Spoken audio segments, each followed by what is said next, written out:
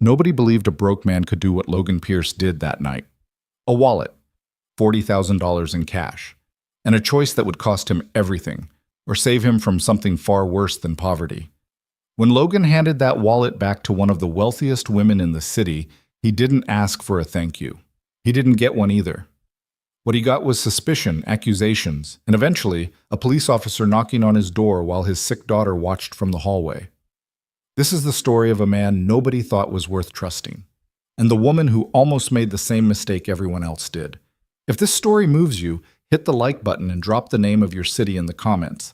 I want to see exactly how far this story travels. The rain that Tuesday night came down like it had a grudge. It wasn't the light drizzle that makes city streets look cinematic. It was the kind of cold, sideways rain that soaks through a jacket in under a minute and makes every traffic light bleed red across the wet asphalt. Logan Pierce turned his collar up and kept his head down, moving fast past the storefronts on Callaway Street because he'd made the mistake of parking 4 blocks away to save $2 on the garage fee. And now every step he took made a small, humiliating squishing sound inside his left shoe where the sole had started to separate at the toe. He had exactly one thing on his mind. Mia. His daughter had been running a fever since that morning. Not the scary kind, not yet, but the kind that required the children's Tylenol he'd promised himself he'd pick up before her 7 p.m. bath. And it was already 6:15, and the pharmacy on 9th closed at 7 on weekdays. He was walking fast enough that the couple he nearly clipped outside the Thai restaurant both turned to stare, and he threw a sorry back at them without slowing down. He saw the wallet near the corner of Callaway and 5th, sitting half open against the base of a street lamp post, dark brown leather getting steadily soaked. For a second, his brain didn't register what it was. Just a lump of something against the post, and he almost stepped around it. Then the lamplight caught the edge of it, and he stopped. Logan stood there in the rain for 3 full seconds. He looked up and down the street. The sidewalk was mostly empty. A woman in a yellow raincoat walking away from him a half block ahead. A delivery driver double-parked on the far side. Hazard lights blinking orange in the wet dark. Nobody standing around looking panicked the way people do when they've lost something. He crouched and picked it up. The leather was thick and expensive feeling in a way his own wallet never had been. He didn't open it right away. He turned it over and saw the initials embossed on the back panel in thin gold lettering, AS. He opened it. There was a credit card, black, the kind that didn't have a number printed on the front. A driver's license behind a clear plastic window. A business card. And behind a second fold, thick with the specific heft of serious money, more cash than Logan had ever held in his life. He counted it without meaning to. His brain just started doing the math the way you can't help but do when something unreal is sitting in your hands. 20 hundreds in each bundle. 2 bundles. The license said the wallet belonged to Ariana Sterling, and the address was in Whitfield Heights, which was the kind of neighborhood Logan had only ever driven through on the way to somewhere else. He stood up slowly. The rain kept coming down. For a long moment he'd just stood there on Callaway Street holding $40,000 and getting soaked, and he was aware, in the precise low-grade way that a person who has been poor long enough becomes aware of things, of exactly what that money could do. It could keep his apartment for the next 14 months. It could cover Mia's specialist visits and the full prescription course that the insurance kept partially denying. It could buy him the breathing room he hadn't had in 3 years. Since the company that employed him folded without notice, and his ex-wife left 6 months later and left Mia behind because, as she put it, she wasn't built for the kind of life they were living. $40,000 could rearrange everything. Logan put the wallet in his jacket pocket, turned around, and walked back toward his car. He found the address from the business card, Sterling Group, 1 Meridian Plaza, Suite 4400, and the building was still lit up when he arrived, because it turned out the kind of buildings where people like Ariana Sterling worked didn't really have an after-hours. The lobby directory listed the Sterling Group on the 44th floor, and the security guard at the front desk was a heavy-set man named Raymond, who looked at Logan, soaking wet, worn jacket, separation in his left shoe now fully gaping, with the particular expression of a man who was very good at assessing whether someone belonged somewhere. "I found a wallet," Logan said. "Belongs to someone named Ariana Sterling. I'm guessing she works here." Raymond's expression didn't change much. You found it. On Callaway and 5th, about 20 minutes ago. Raymond looked at the wallet Logan held out. He didn't take it immediately. You got some ID? Logan pulled out his own wallet.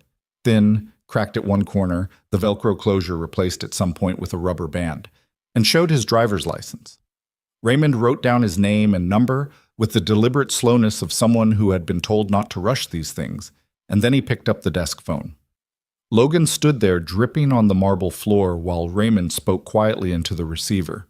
The lobby was all glass and steel and indirect lighting, the kind of place designed to communicate without saying a word that your net worth determined how welcome you were. A cleaning woman ran a buffer 20 feet away and didn't look up. Someone will be down, Raymond said, hanging up. Someone turned out to be 3 people. The first one off the elevator was a man in a charcoal suit with the kind of jaw that probably looked good in corporate headshots. Maybe 40, maybe 45, with silver beginning at his temples and the easy authority of someone who had spent years being the most important person in every room he entered. Behind him were 2 younger men who had the look of assistants who had learned to move quietly and stand at angles.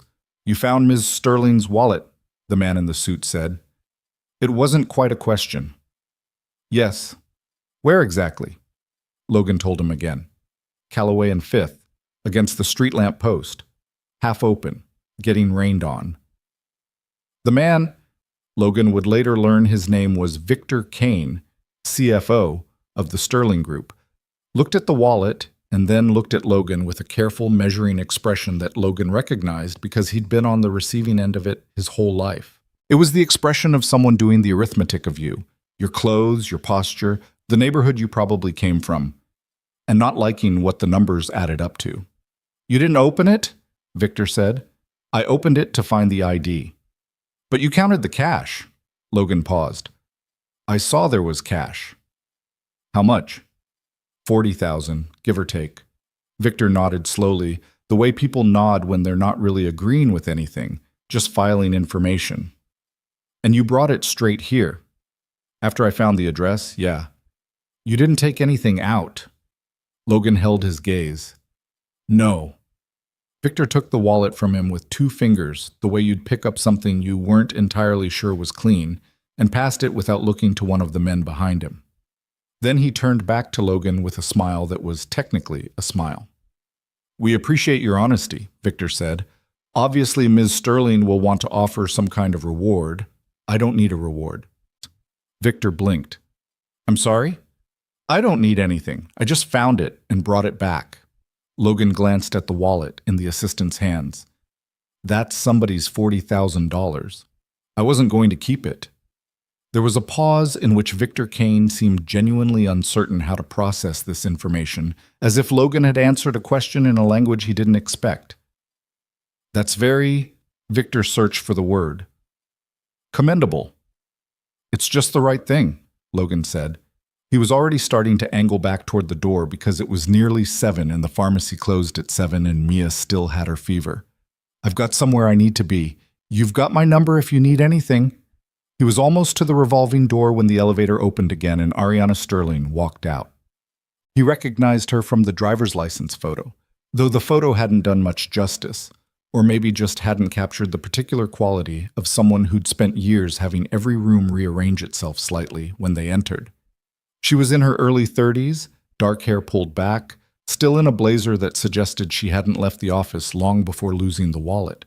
She had the look of someone who moved quickly and thought faster, and she stopped when she saw the situation. Victor, the 2 assistants, the dripping man near the door. Mister? She looked at Victor. Pierce, Victor supplied. Logan Pierce.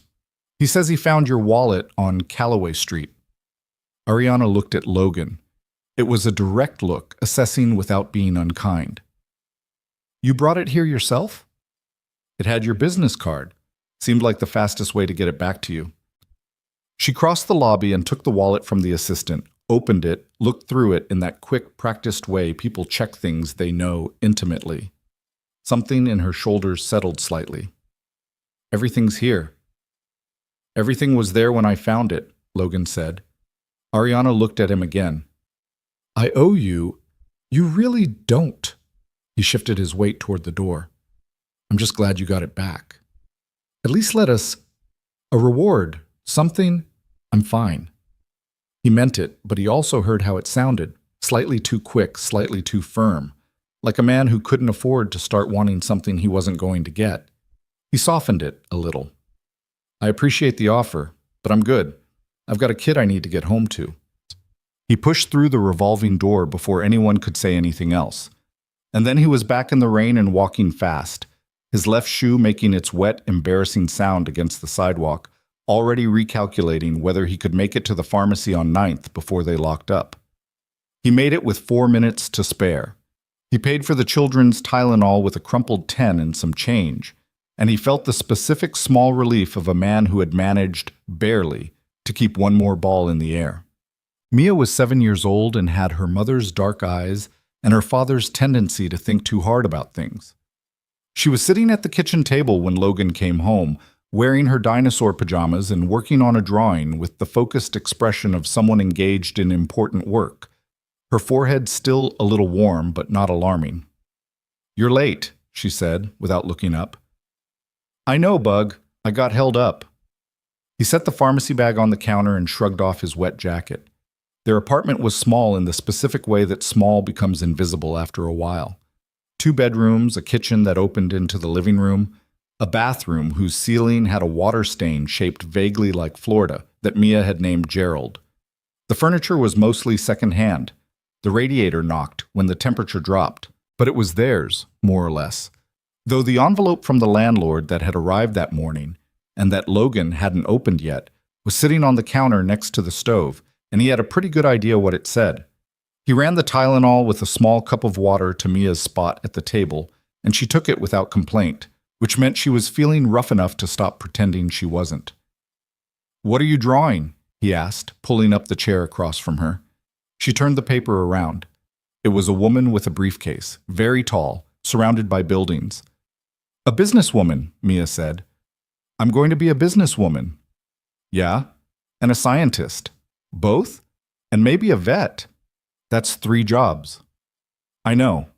She said it with the serene confidence of someone who had not yet been informed about the concept of bandwidth.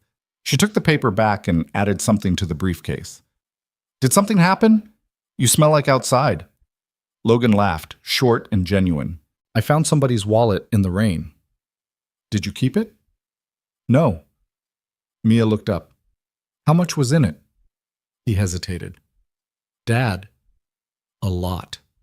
She studied him for a moment with those dark, too serious eyes. "Were you tempted?" "For about 3 seconds." "What happened after 3 seconds?" Logan reached across the table and straightened her drawing, which had gone slightly crooked. "I thought about you watching me do the wrong thing, even if you weren't there. That was enough." Mia looked at him for a long moment, then looked back at her drawing. "Okay," she said, and started coloring in the briefcase. "That makes sense." Logan got up and went to the counter, where he opened the envelope from the landlord with his thumb without really looking at it because he knew already. He was 2 months behind on rent. The notice gave him 30 days. He folded it and put it in the kitchen drawer with the other things he was managing in the particular quiet way of a man who had learned to keep his problems out of eyeshot of his daughter. He started heating soup on the stove and listened to Mia narrate her drawing under her breath, the way she always did when she thought no one was listening. A running commentary of the world she was building, this small, fierce, completely unself-conscious child who had no idea that the walls around her life were getting thinner. He was not going to let them close in. He wasn't sure how exactly, but he wasn't going to let that happen. The Sterling Group occupied the top 3 floors of One Meridian Plaza, which was one of 6 buildings in the city that people reflexively pointed out to visitors. The company was 13 years old, built from an inheritance Ariana Sterling had taken at 22 and turned into something that now employed over 4,000 people across 11 cities. She was not widely liked among her competitors and was frequently described in business press as formidable and exacting, the specific vocabulary that gets used for women who don't soften their corners. She was in her office by 7 the next morning, as usual. Victor was there waiting for her, which was not unusual, though the expression on his face had a quality she recognized as the expression he put on when he had decided in advance how a conversation was going to go. "I looked into him," Victor said, before she'd even sat down. "Into who?" "Pierce, the man who returned the wallet." Ariana set her bag on her desk and looked at him.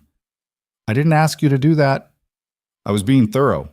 He had a manila folder in his hand. Thin, but a folder nonetheless. "He's a nobody, Ariana. Hourly contract work, mostly data entry and logistics. Single father, daughter with a pulmonary condition. He's 3 months behind on utilities and 2 months behind on rent. He's facing eviction. You pulled a man's financial records because he returned my wallet." "I pulled publicly available information because a man with access to $40,000 in cash in a bag that also contained sensitive documents decided to return it without asking for anything." Victor set the folder on the corner of her desk. "In my experience, people who don't ask for anything are saving the ask." Ariana looked at the folder without opening it. "What sensitive documents?"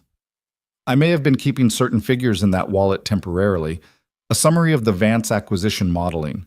"You told me to take that home." "I know. The point, Ariana said carefully, is that a man in serious financial difficulty found my property, returned it untouched, declined a reward, and then went home." She pushed the folder back toward him. "I don't need his financial records. Put them through the shredder." Victor took the folder but didn't look satisfied. "I just think—" "I'll handle it, Victor."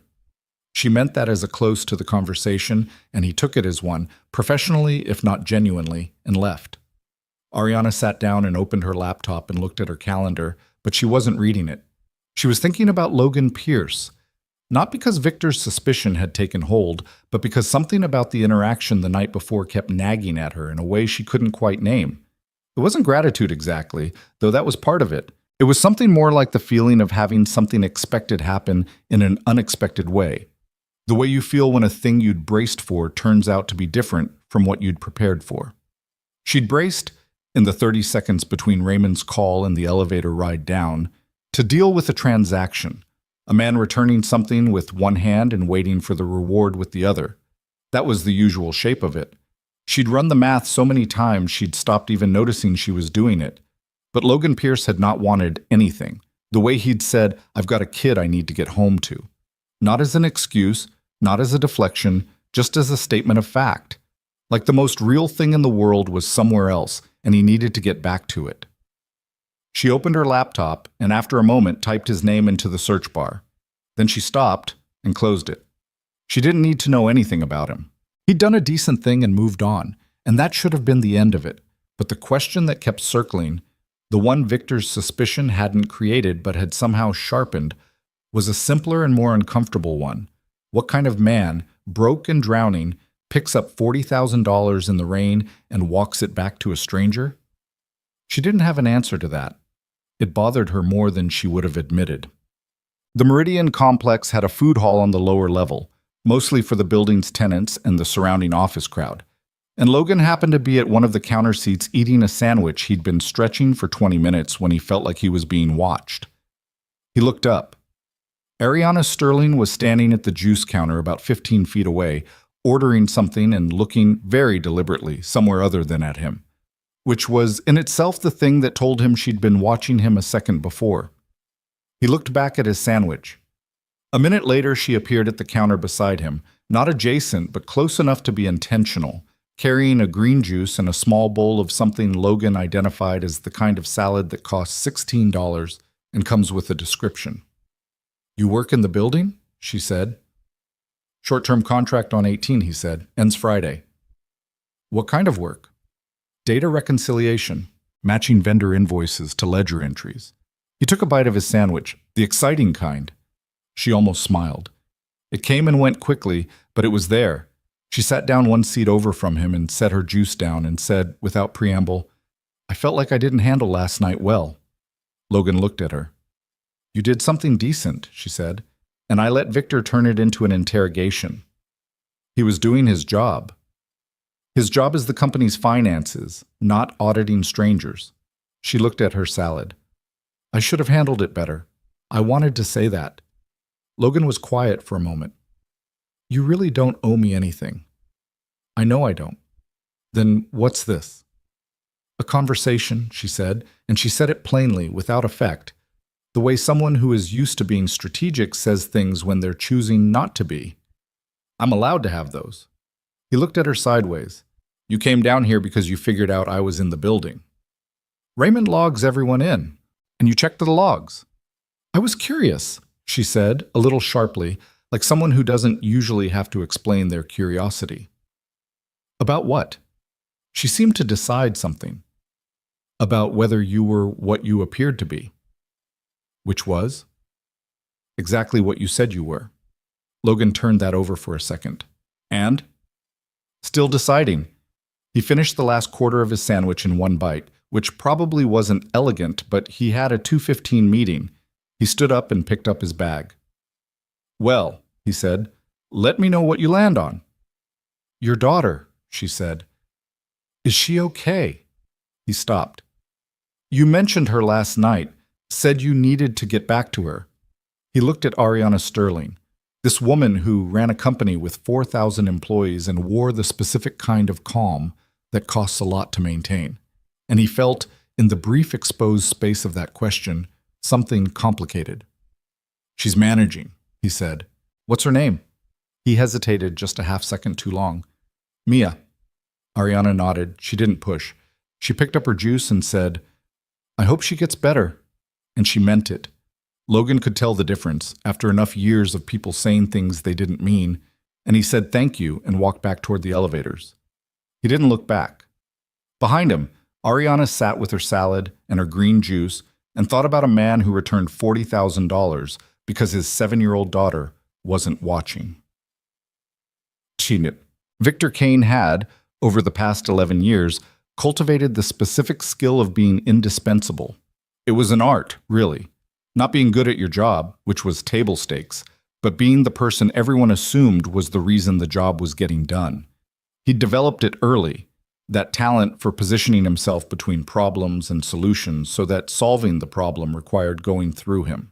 At the Sterling Group, it had taken 4 years to become CFO, and another 3 to become the kind of CFO who knew where everything was buried. And some things were buried fairly deep. The healthcare fund was the one that kept him up at night. Not from guilt. Victor had long since separated the mechanism of what he was doing from any feeling about it, but from the logistical reality of it. The Sterling Foundation's Children's Healthcare Initiative had been skimming for 3 years, a carefully engineered trickle of redirected funds that had, by last quarter, become something considerably larger than a trickle. The wallet that Logan Pierce had found and returned contained, among other things, a handwritten summary that Victor had prepared for his own reference. Not the kind of thing that should exist in written form at all. He'd been certain, watching Logan Pierce stand in the lobby in his wet jacket, that the man had seen it, had photographed it maybe, or simply read it and stored it away for later. The fact that Ariana was now having casual lunch counter conversations with this person, checking the building logs to find him, asking him about his daughter, all of that made Victor's particular kind of calm become something harder and more calculated. He needed to get ahead of this. The problem with a man like Logan Pierce, a man who needed money badly enough to count $40,000 and then give it back, wasn't that he was dishonest. It was that honest men were unpredictable. Dishonest men you could work with because you both understood the rules of the game. But a man who would walk away from $40,000 was a man who might, for reasons no reasonable person could anticipate, walk into a boardroom with something he'd read in a wallet and decide that integrity was worth more than staying out of it. Victor sat in his office at 8:47 in the evening, long after the floor had cleared, and began making the preparations. It wouldn't take much. A man with no resources and a sick child was fragile. Fragile things broke in predictable ways. All you had to do was apply the right pressure. 1. Logan didn't know any of this. He was home by 6, and Mia had had a better day. Her fever had broken sometime during the school morning, and her teacher had sent a note home saying she'd been, and Logan could hear the teacher's carefully diplomatic word choice, characteristically talkative. He'd laughed out loud reading it in the building parking lot. He made dinner, pasta with jarred sauce because it was a Tuesday and the budget was what it was, and they ate together at the kitchen table while Mia debriefed her day in the rambling, associative way that 7-year-olds narrate things. jumping from a conflict over who got to be line leader to a detailed description of a cloud she'd seen that looked like a horse standing on another horse, to an earnest question about whether fish got lonely. Probably depends on the fish, Logan said. Okay, but like emotionally. I don't know, Bug. I think they might, she said seriously. I think goldfish seem like they get lonely. Ooh, we can't get a goldfish. I know. She poked her pasta. I'm just thinking about them. After dinner and dishes and bath time and the nightly negotiation over how many more minutes of reading was reasonable, they settled on 20, which meant 30, because Logan never actually enforced the limit. He sat at the kitchen table with the stack of bills he'd been deferring and went through them the way you go through bad news that isn't getting better by waiting. The eviction notice was the anchor. 30 days from yesterday. The amount he owed the landlord, factoring in the late fees, was $3,400, and he had approximately $600 in his checking account and a paycheck on Friday that would add another $480 after taxes. The medication, the real one, the one the specialist had recommended and the insurance kept approving at half dose, was another $1,100 for a 3-month supply at the dosage that actually made a difference. He sat with the numbers for a long time, $40,000. He thought about it the way you poke a bruise, just to confirm it's still there. He thought about standing in the rain on Callaway Street with a wallet in his hand and the particular terrible arithmetic of what it could have done. And he thought about Mia's dark eyes asking him, "Were you tempted?" Yeah, he'd been tempted. For 3 seconds, he'd been completely, entirely tempted. In the way that a person who has been surviving on willpower for years sometimes comes to a moment where the willpower goes thin and you can see through it, and then the 3 seconds had passed and he'd put the wallet in his pocket and walked to his car. He didn't feel good about that decision in a self-congratulatory way. He felt the way you feel when you've done the only thing you were actually capable of doing. Not noble, just like yourself. Logan Pierce had never taken anything that wasn't his. Not once. Not when things were good, and not when they were this bad. He folded the bills back into their envelopes and turned off the kitchen light and checked on Mia, who was asleep with her book still open beside her hand. A mystery series about a kid detective that she'd read 3 times. He took the book and marked her page and set it on the nightstand and stood for a moment in the dark of her room, listening to her breathe. Her breathing was better than it had been 6 months ago, but not as good as it should have been. He was going to fix that. He just didn't know how yet. He went to bed and lay in the dark and thought about a woman at a lunch counter who had gone to the trouble of finding him in a building with 400 tenants because she wanted to make sure he was what he appeared to be. He hoped, for reasons he couldn't quite articulate, that he'd passed whatever the test was. Thursday came with a cold, bright sky and a voice message from a number he didn't recognize. He almost didn't listen to it. He got a lot of numbers he didn't recognize, bill collectors mostly, using rotating local numbers in the hope that he'd pick up. But something made him stop before deleting it and press play. "Mr. Pierce, this is Detective Hale, City Police, 5th Precinct. I was hoping to speak with you at your earliest convenience regarding an ongoing inquiry. Please return my call." Logan stood on the sidewalk outside the Meridian building and listened to it twice. Then he stood very still for a moment because something cold was moving through his chest that had nothing to do with the weather. He called back. Detective Hale answered on the second ring and had the specific, measured friendliness of law enforcement when they're being careful not to reveal what they know before they're ready. "Mr. Pierce, thanks for calling back. I understand you had an interaction earlier this week with the Sterling Group. Specifically, you returned a wallet belonging to Ariana Sterling." "That's right.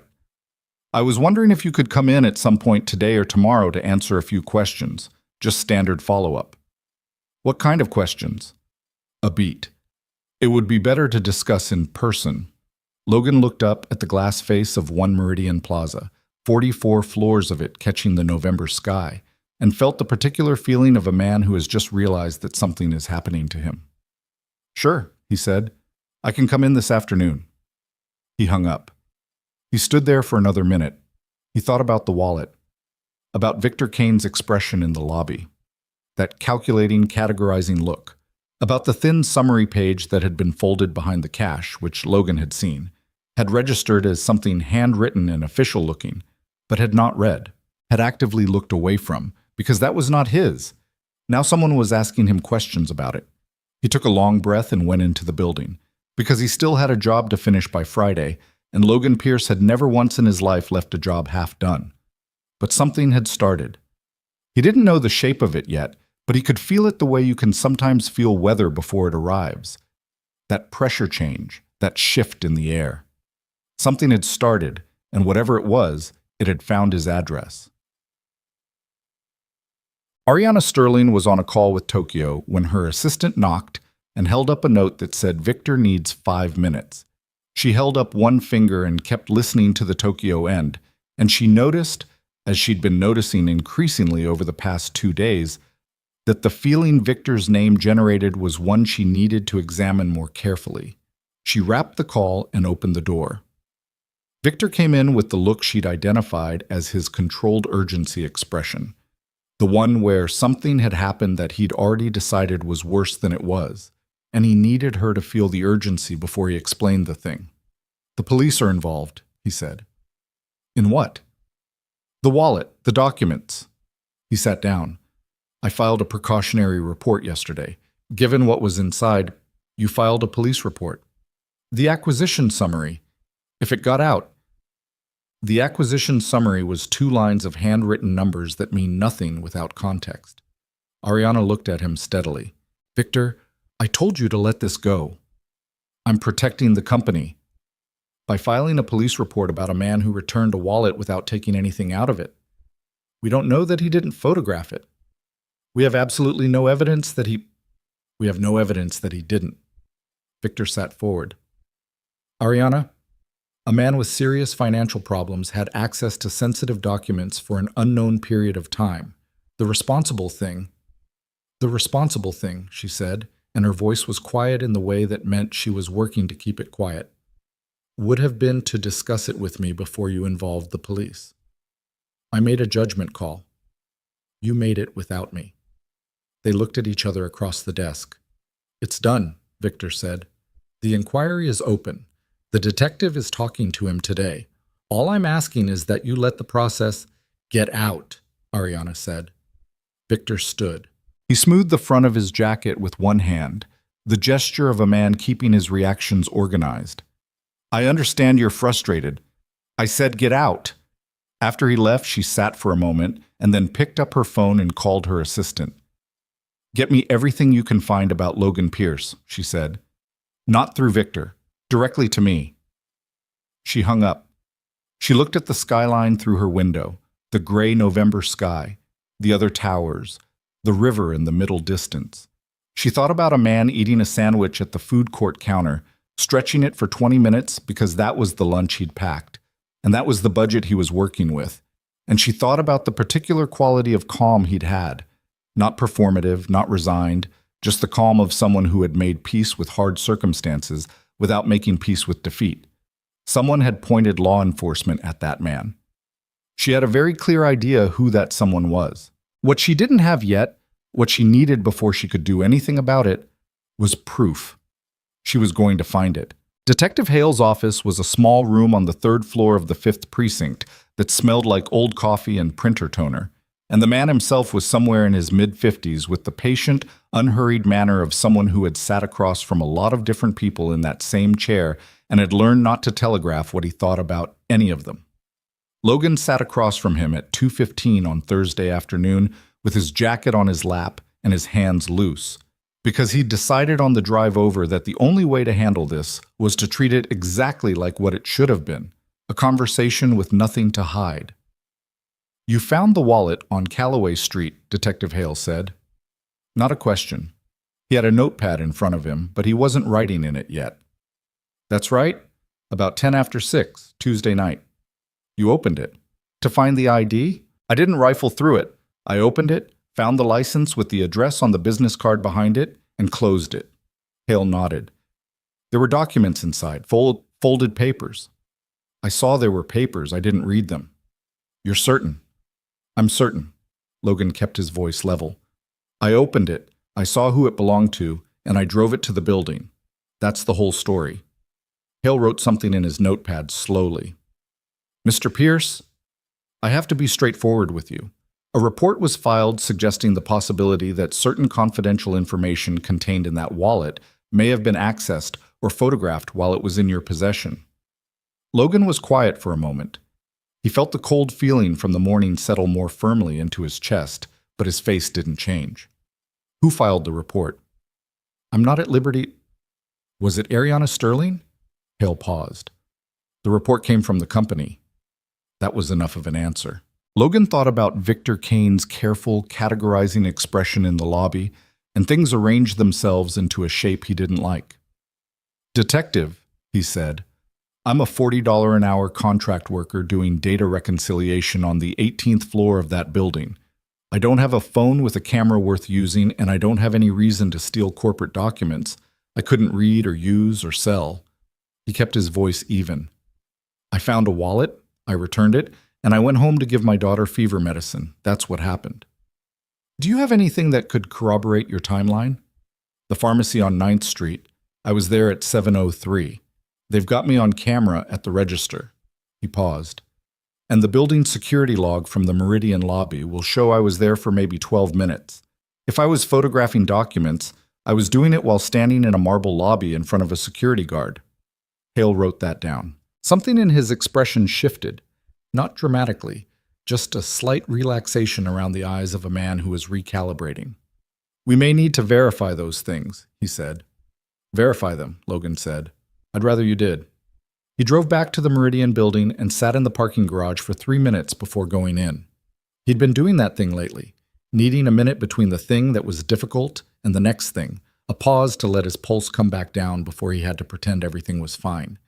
He'd gotten good at it. It was the specific skill of single parenthood, that gap between the face you wore for the hard thing and the face you wore for your kid. Mia couldn't know about this. He got out of the car and went back to work. Ariana's assistant was a 26-year-old named Priya, who had in 2 years become the most efficient person Ariana had ever worked with, partly because she was genuinely good at her job, and partly because she had a gift for understanding what Ariana meant, rather than just what she said. When Ariana had said, "Get me everything directly," not through Victor, Priya had understood that this was not routine research. She brought a folder to Ariana's office at 5:30 Thursday evening, set it on the desk, and sat down. "What do you have?" Ariana said. Logan Pierce, 32. He was a logistics manager at a company called Farwell Distribution until 3 years ago when they folded. Full staff cut.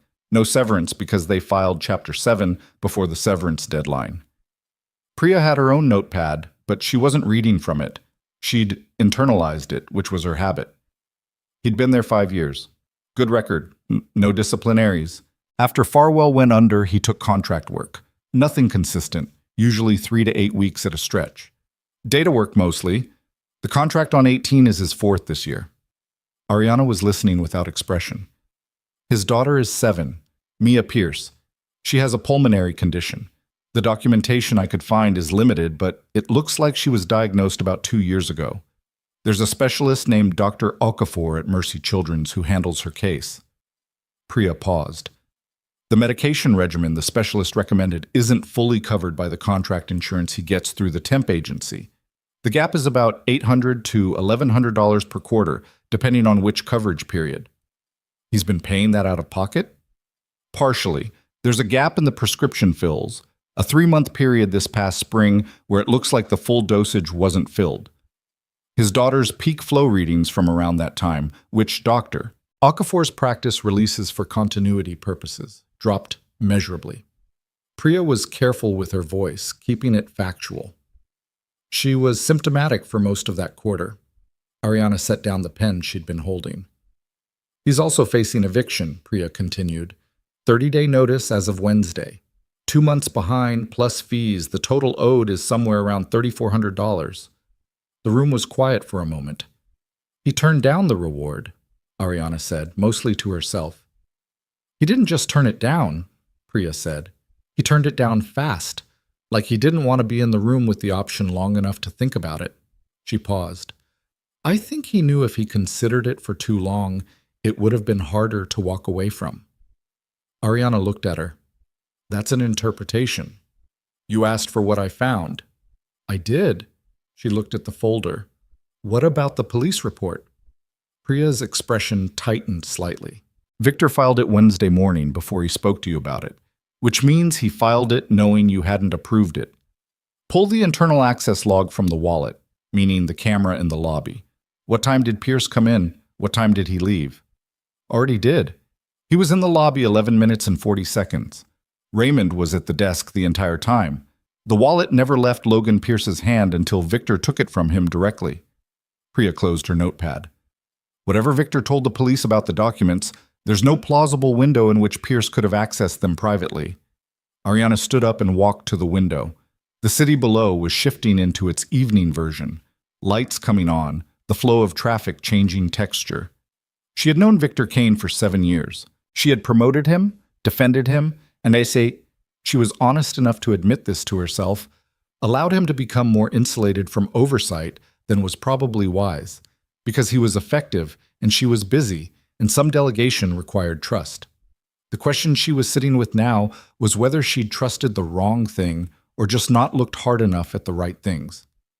Priya, she said without turning around, pull the quarterly foundation disbursements for the last 18 months, all of them. Send them to my personal account, not the company server. Priya was quiet for a beat.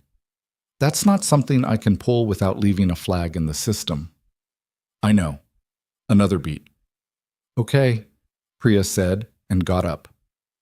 Ariana stayed at the window after she left. Below her, 11 floors down, the food court had closed for the evening. The counter where she'd sat next to Logan Pierce and asked him about his daughter was empty, the lights dimmed to overnight setting. She didn't know this man. She had no actual reason to trust him beyond a gut feeling and 11 minutes and 40 seconds of lobby camera footage. Victor had been with her for 7 years and knew every crease in the company's operations. But Victor had filed a police report on a man in financial crisis without telling her, and he'd done it the morning after she'd said to leave it alone. That was not protecting the company. She needed to understand what that was actually protecting. Friday was Logan's last day on the contract, and it passed the way last days always did. A little faster, a little flatter, with the low-grade awareness that Monday was coming without a plan attached to it. He turned in his access badge at 4:30 and rode the elevator down to the lobby and pushed through the revolving door into the late afternoon cold. His phone rang as he reached his car. The number was the Meridian Building's main line, which he recognized from the dialing directory they'd sent contractors on day one. He almost didn't answer it. He was tired in a way that had accumulated slowly over the week. The detective, the eviction notice, Mia's medication refill coming due, all of it pressing from different angles. And he didn't have much bandwidth left for whatever this was going to be. He picked up. Mr. Pierce? It was Ariana Sterling's voice, direct and without preamble. Do you have a few minutes? He stood next to his car. I'm just leaving the building. I know, I saw you in the parking log. She paused. That's not a threat. I realize that sounds like a threat. I wanted to catch you before you left. He almost laughed. Not because it was funny exactly, but because of the specificity of the awkwardness. This woman who had 3 buildings named after her companies and who checked parking logs apparently also sometimes tripped over how things came out. It made her seem more like a person and less like an institution. What did you need? He said. I wanted to apologize, she said. For the police inquiry, I wasn't consulted before it was filed and I should have been. That shouldn't have happened. Logan was quiet. I know that doesn't undo it, she said. I know talking to police, even informally when you haven't done anything, that's not nothing. It takes something from you. He leaned against the car door and looked up at the building. He could see the reflection of the sky in the glass, pale blue-gray, the clouds moving fast in the wind. Did you figure out that I didn't look at the documents, or are you taking my word for it? Both, she said. The lobby footage supports your timeline. Raymond corroborates it, and the pharmacy on 9th confirmed your receipt timestamp. A beat. I also spoke with Detective Hale. He's satisfied. Good to know. Is there anything? No, he said. There's nothing. I'm fine. She was quiet for a moment, and he could hear her being quiet, that particular quality of someone holding back something they'd decided to hold back. Is there anything I can do? She said. About the contract. Is there another placement in the building that would— I don't need charity, Logan said. Not harshly, but clearly. That's not what I was offering. It felt like what you were offering. A pause. Fair, she said. I'm not good at this. At what? Trying to fix things that my company broke without it seeming like I'm buying my way out of the guilt. She said it with a self-awareness that was a little surprising, the kind you didn't usually get from people who ran things. I'm used to problems that have price tags. This one doesn't. Logan thought about that. No, he said. It doesn't. He drove home. That night, Mia had what she called a bad breathing night, which meant she woke up at 2 a.m. and sat on the edge of her bed while Logan rubbed her back, and they ran the nebulizer for 20 minutes in the bathroom with the door closed and the steam on. It wasn't dangerous. Dr. Okafor had given Logan a clear protocol for these nights and a threshold for when to go to the ER, and they were well inside the safe zone. But it was the particular kind of hard that happened in the dark, when the day's adrenaline had worn off, and the tiredness was all the way down in your bones, and you were sitting on a bathroom floor at 2:15 in the morning, listening to your kid breathe through a machine. Mia was 7 and pragmatic about her condition in the way kids sometimes are, because they've never known things to be different. She sat cross-legged on the bath mat with the nebulizer mask on, looking like a small astronaut, and after a few minutes she said through the mask, "Dad? Yeah. Are we going to have to move?" He looked at her. "What?" "I heard you on the phone last week with the landlord." She said it simply, not accusatory, just reporting the fact. "I wasn't trying to listen. The wall is thin." He sat with that for a second. "We're working on it." "Okay." She looked at the steam coming from the nebulizer. "I don't care if we move. I just want to know." "I know." He reached over and adjusted the mask slightly. "I'm going to figure it out, Mia." "I know you are," she said, with a certainty that had no performance in it. She just believed it, the way a 7-year-old believes the things they've decided to believe about their parents. And it sat in Logan's chest like something too heavy to move. When her breathing had evened out and she'd gone back to sleep, he sat at the kitchen table with his phone and the numbers, which hadn't changed since he'd last looked at them, and weren't going to change by being looked at again. He had enough for food for 2 weeks. He had the Friday paycheck coming in 8 days, assuming the contracting agency processed it on schedule, which they sometimes didn't. He had the eviction notice and the medication refill and the feeling of a man juggling objects in the dark, tracking by feel and sound because there was no other option. He thought about $40,000. He thought about it the same way he had in the rain on Callaway Street, as a fact rather than a temptation. It was something that had been in his hands and was now somewhere else, and that was the end of the arithmetic on it. He went to bed at 3:20 and was up at 6. Saturday morning, Mia was better. The bad nights didn't always carry into the day, and this one left her tired but functional, which meant she ate breakfast with her usual appetite and wanted to go to the library. Logan took her. The library was 4 blocks from their apartment, a 1960s building that had been partially renovated sometime in the 90s and had the specific energy of a place that had been loved by a lot of people for a long time. Mia had a ritual. She went straight to the junior section, selected 3 books based on a criteria she'd never fully explained to him, checked them out with her own card, which she kept in her jacket pocket and produced with quiet pride, and then spent 20 minutes reading in the armchair by the window while Logan sat nearby with whatever he was using to organize the week. He was looking at job listings on his phone when he became aware of someone sitting down in the chair across from him. He looked up. Ariana Sterling was sitting in a library armchair in jeans and a coat, looking considerably less like a CEO than she did on a weekday, which didn't change the fact that he recognized her instantly.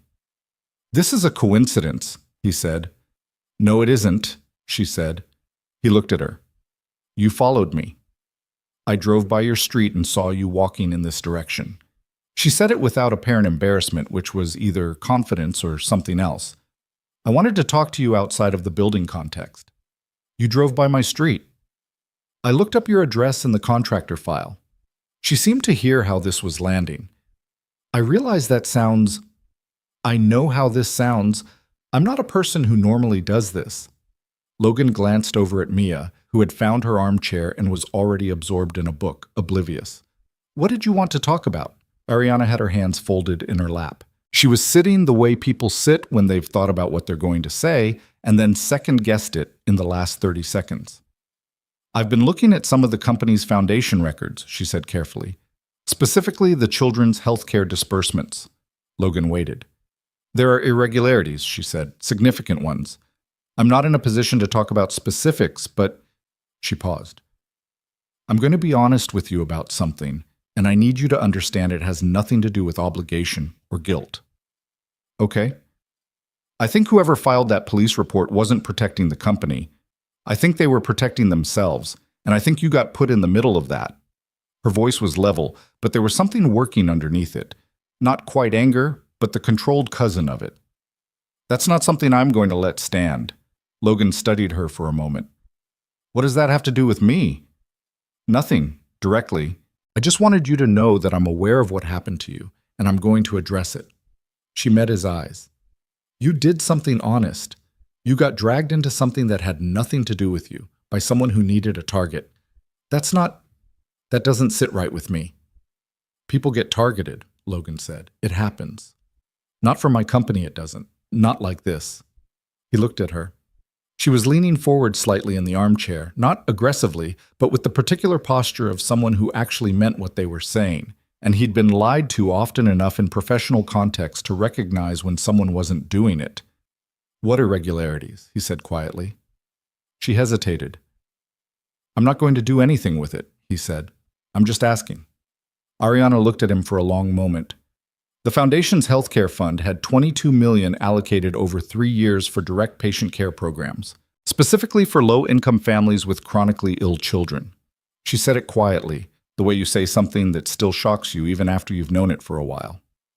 About a third of that doesn't appear to have been dispersed to any actual programs. Logan was still. I'm still verifying, she said. It might be accounting methodology, misrouted funds, something with an explanation, but... She stopped. But you don't think it's that? No, she said. I don't. Across the library, Mia turned a page with the focused authority of someone deep inside a story, her foot dangling over the arm of the chair, completely elsewhere. Logan thought about a children's healthcare fund with $7 million missing from it, and he thought about the medication that he couldn't fully cover, and the specialist appointments, and the bad breathing nights, and all the other parents who were doing versions of the same math he was doing, and something settled in him that was cold and very quiet. Why are you telling me this? He said. Because you gave something back when you didn't have to, Ariana said. And I think you deserve to know that the thing you gave back was being used by someone as cover for something much worse. She paused. And because I think you're not going to tell anyone. I'm not. I know. She looked at him, and there was something in her expression that he couldn't quite categorize. Not pity, not admiration exactly, but something with the quality of being seen. I know you're not. They sat in the library for a moment. That was, oddly, not uncomfortable. Two people who had no particular reason to be in the same armchairs on the same Saturday morning, brought there by a sequence of events that started with a wallet in the rain, sitting with something difficult between them. Then Mia looked up from her book and saw that her father wasn't alone. She studied Ariana with the direct, assessing gaze of a child who has been doing this her whole life, taking stock of the adults in her vicinity with the efficiency of someone running a quick background check. Hi, she said. Hi, Ariana said. Are you my dad's friend? Logan opened his mouth. I'm working on it, Ariana said. Mia considered this. What's your name? Ariana. That's a good name. Mia looked back at her book. I'm Mia. I know, Ariana said, and then seemed to realize how that sounded. Your dad mentioned you. Mia looked up again, sharper this time, the look of a kid who has learned to notice when adults are being slightly inexact. But she seemed to decide not to pursue it and went back to her book.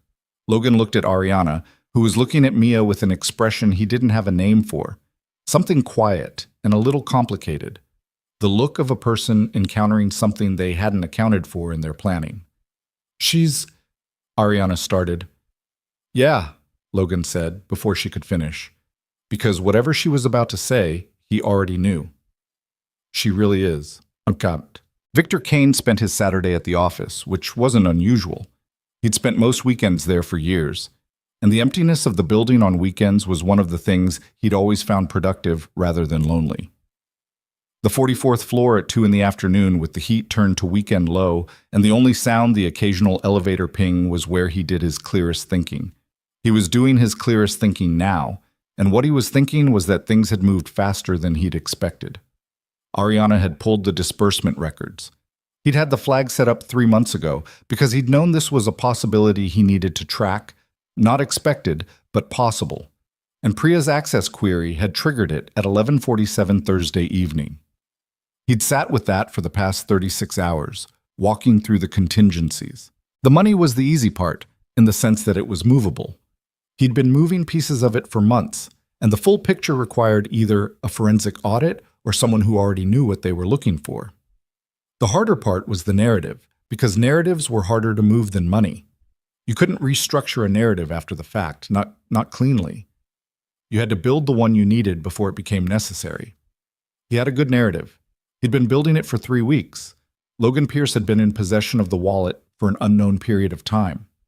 The wallet had contained a document summarizing fund allocation strategies, which was true, in the narrow sense that the handwritten summary existed and was in the wallet, though it summarized things in Victor's own private shorthand that required context to decode. Logan Pierce was in financial difficulty serious enough to motivate theft. The police report was on file. The inquiry, while apparently satisfied for now, was still technically open. All Victor needed was one more piece, something that moved Logan Pierce from a person who was questioned to a person who was credibly implicated. Something that Ariana, currently apparently compromised by misplaced sympathy, would be forced to take seriously because it came from an objective source. He had an idea about that. It was the kind of idea that Victor processed in the particular way he processed things he'd decided to do, not examining it too closely, treating it as logistics rather than as a choice, keeping the forward motion going so there wasn't space for the kind of hesitation that served no useful purpose. He made 2 phone calls, both short, and then he closed his laptop and left the building. Logan got the notification on his phone Sunday afternoon, a calendar request for Monday morning, 8 o'clock, from a Sterling Group address he didn't recognize, which turned out to belong to HR. He stared at it for a minute. His contracting period had ended Friday.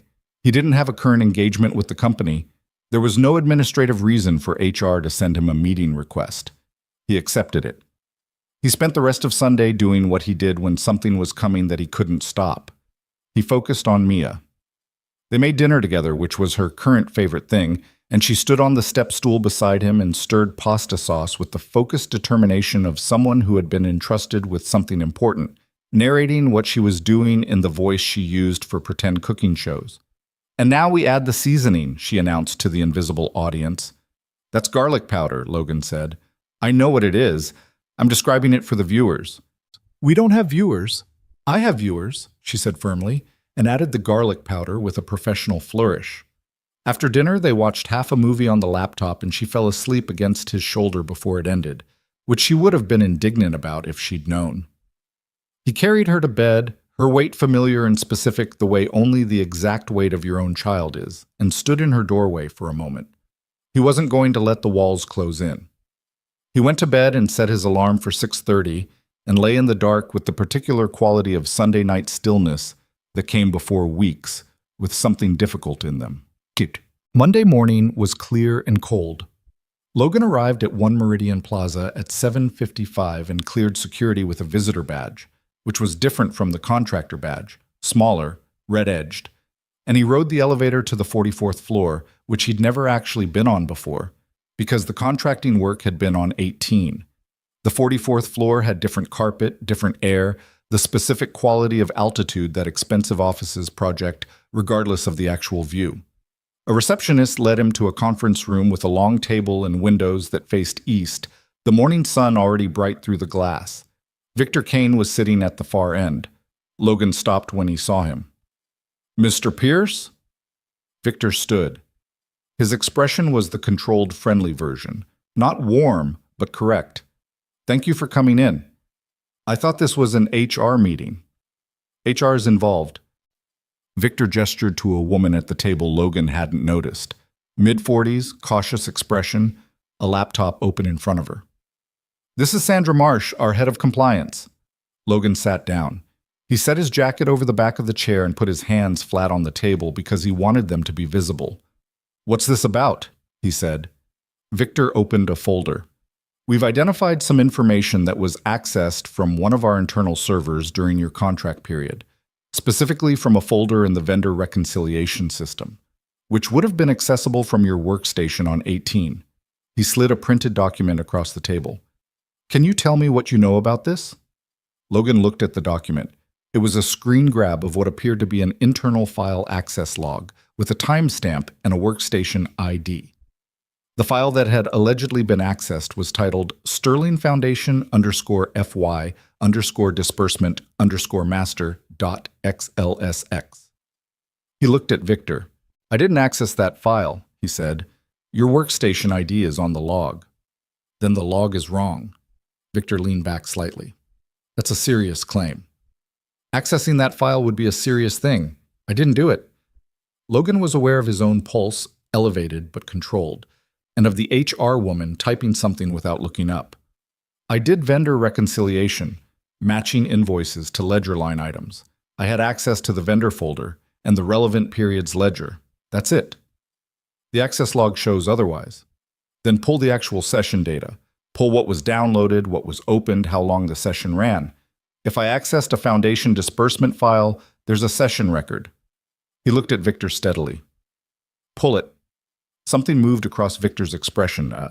Brief, barely there, but Logan had been watching carefully enough to see it. We're in the process of reviewing the full record, Sandra said, from her end of the table. Good, Logan said. Review it thoroughly. The meeting lasted another 20 minutes, during which Logan said almost nothing else, because there was nothing else to say. Either the session data showed he'd accessed the file or it didn't, and he knew it didn't, and adding more words to the conversation wasn't going to change either of those facts. He let Victor talk, and Victor had things to say. Careful, organized things about company policy and contractor obligations and the seriousness of information security. And Logan sat with his hands flat on the table and let all of it land without reacting to it. When it was over, he retrieved his jacket and walked to the elevator. In the lobby, he pulled out his phone and stood to one side of the foot traffic and scrolled to Ariana Sterling's number, which she had given him on Saturday outside the library, written on the inside cover of a library bookmark because neither of them had had paper. He stared at it. Then he put his phone in his pocket and walked out into the cold morning. He was not going to make this her problem. Not yet. Maybe not ever. He'd spent 3 years not making his problems other people's problems, and this was not the moment to start. But walking to his car, something shifted in him. Not fear, not anger exactly, but the specific feeling of a man who has understood something new about his situation. He'd returned the wallet because it was the right thing. He'd answered the detective honestly because that was the only thing he knew how to do. He'd sat in that conference room and told the truth with his hands flat on the table because there was nothing else available to him. He was a man with no leverage, no resources, no allies in a building full of people who had all three. But he was also a man who hadn't done anything wrong. That was the only thing he had. He was going to have to make it enough. He didn't call Ariana that day or the next. He told himself it was because he didn't have anything concrete to bring her. Just the meeting, just Victor's folder, just an access log with his workstation ID on it that he knew was wrong but couldn't prove yet. You didn't go to someone with a problem when all you had was the problem. You went when you had something to work with. That was what he told himself. The other truth, the one he didn't examine as closely, was that calling Ariana Sterling felt like crossing a line he wasn't sure he should cross. She was already involved in something that was going to be messy and internal and career-defining for the people inside it, and Logan was a contract worker whose engagement had ended Friday, which made him exactly nothing in the organizational chart of her world. She'd come to the library. She'd told him about the disbursement records. She'd said she was going to handle it. He was going to let her handle it. He spent Monday afternoon applying for 2 contract positions. one in accounts receivable at a medical supply company in the East End, one in logistics coordination at a freight broker downtown. Both were temp-to-hire listings, which meant they might become permanent but probably wouldn't. Both paid within $5 an hour of his previous rate. He sent the applications with the practiced efficiency of someone who had done this many times and had learned to keep his expectations at a level that wouldn't hurt when they weren't met. Tuesday morning, he got a call from Detective Hale. "Mr. Pierce, I wanted to follow up." Hale's voice had the same measured quality as before, but something in it was slightly different, a degree more direct, less procedurally careful. "I've reviewed the additional material that was submitted, and I want to be transparent with you. There's now a second filing related to the original inquiry. It alleges unauthorized access to proprietary company information during your contract period." Logan was standing in the kitchen with his coffee, and he set it down. "The filing comes from the same source as the first one," Hale continued. "I'm not going to tell you that's meaningless, but I will tell you that I'm approaching this carefully." A pause. "I've requested the full session data from the contracting system. Do you have any objection to us reviewing that?" "None," Logan said. "Review everything. Review my whole terminal history. We'll be in touch." After he hung up, he stood in the kitchen for a long moment. Through the wall, he could hear Mia getting ready for school. The specific sounds of her morning routine, the running water, the drawer she always closed too hard, the sound of her talking to herself while she packed her bag, which she did as a kind of external organizing process. He was being set up. He'd been mostly certain of it since the Monday meeting, but the phone call moved it from mostly certain to just certain. The access log had been manufactured, had to have been, because Logan had never opened anything except the folders his contractor scope authorized, and he'd been careful about it specifically because he knew the kind of position he was in, the kind of person who got blamed for things when things needed to be blamed on someone. Victor Kane had a file that was missing money and a person with a plausible motive standing conveniently nearby. The workstation ID was easy enough to manipulate if you had the access to manipulate it, and a CFO would have that access. The problem was that Logan could understand the mechanism of it without being able to prove any of it, and understanding something and proving it were two entirely different things, and he was one person with no resources against a man who'd spent 11 years learning where all the company's moving parts were. Mia came into the kitchen in her coat and backpack, reading a permission slip for a field trip that she'd apparently forgotten to mention existed. "I need this signed today," she said. "When did I get this?" "Last week, maybe." "Mia." "I forgot." She held it out with the expression of someone who was not particularly troubled by this. "It's the aquarium." He signed it at the kitchen counter and handed it back, and she tucked it into the front pocket of her backpack with the confidence of someone who considered the matter fully resolved. "You have that look," she said. "What look?" "The one where something's happening and you're not telling me about it." He looked at her. 7 years old, completely unsentimental, watching him with those dark eyes that didn't miss much. "Everything's fine." "Okay," she said, the exact same way she always said okay when she didn't believe him but had decided not to push. She kissed him on the cheek and went to the door. "I'll be at after school until 5. "I know, I'll be there." After she left, he stood in the kitchen for a minute with the permission slip still in his hand, and then he picked up his phone and called Ariana. She answered on the second ring. "Victor filed a second complaint," he said, without opening with anything. "With the police. It's about file access on my workstation during the contract." A silence. Then, "When?" "The meeting was yesterday morning. Hale called me this morning to tell me the inquiry was expanding." Another silence, longer. "I didn't know about the second filing." "I figured." "Logan?" Her voice had changed. Something in it tightened, the controlled, calm quality going slightly ragged at the edges. "I need you to not talk to anyone else about this. The detective, other people in the company, don't volunteer anything beyond what you're legally required to say." "I've been doing that." "I know, keep doing it." He could hear her moving somewhere, the sound of a door closing. "I've been going through the foundation records. There are redirected transfers, structured to look like vendor payments, but the vendor IDs don't correspond to any registered service providers." She was speaking carefully, like someone reading from notes. The amounts are large. This isn't someone skimming the edges.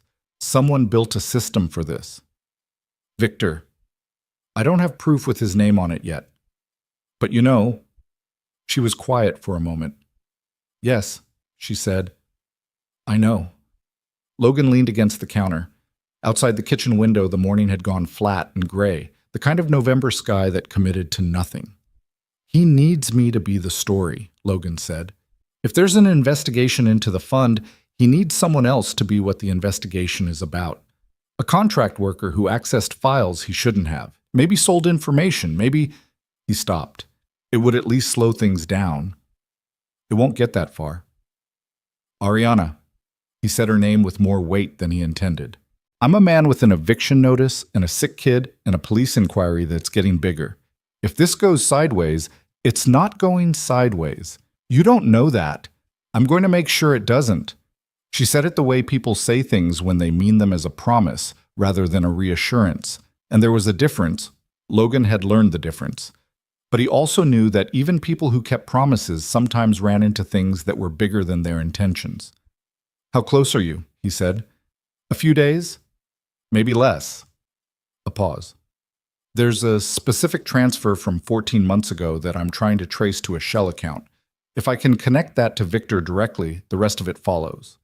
Another pause. I'm also looking at the server logs from a different angle.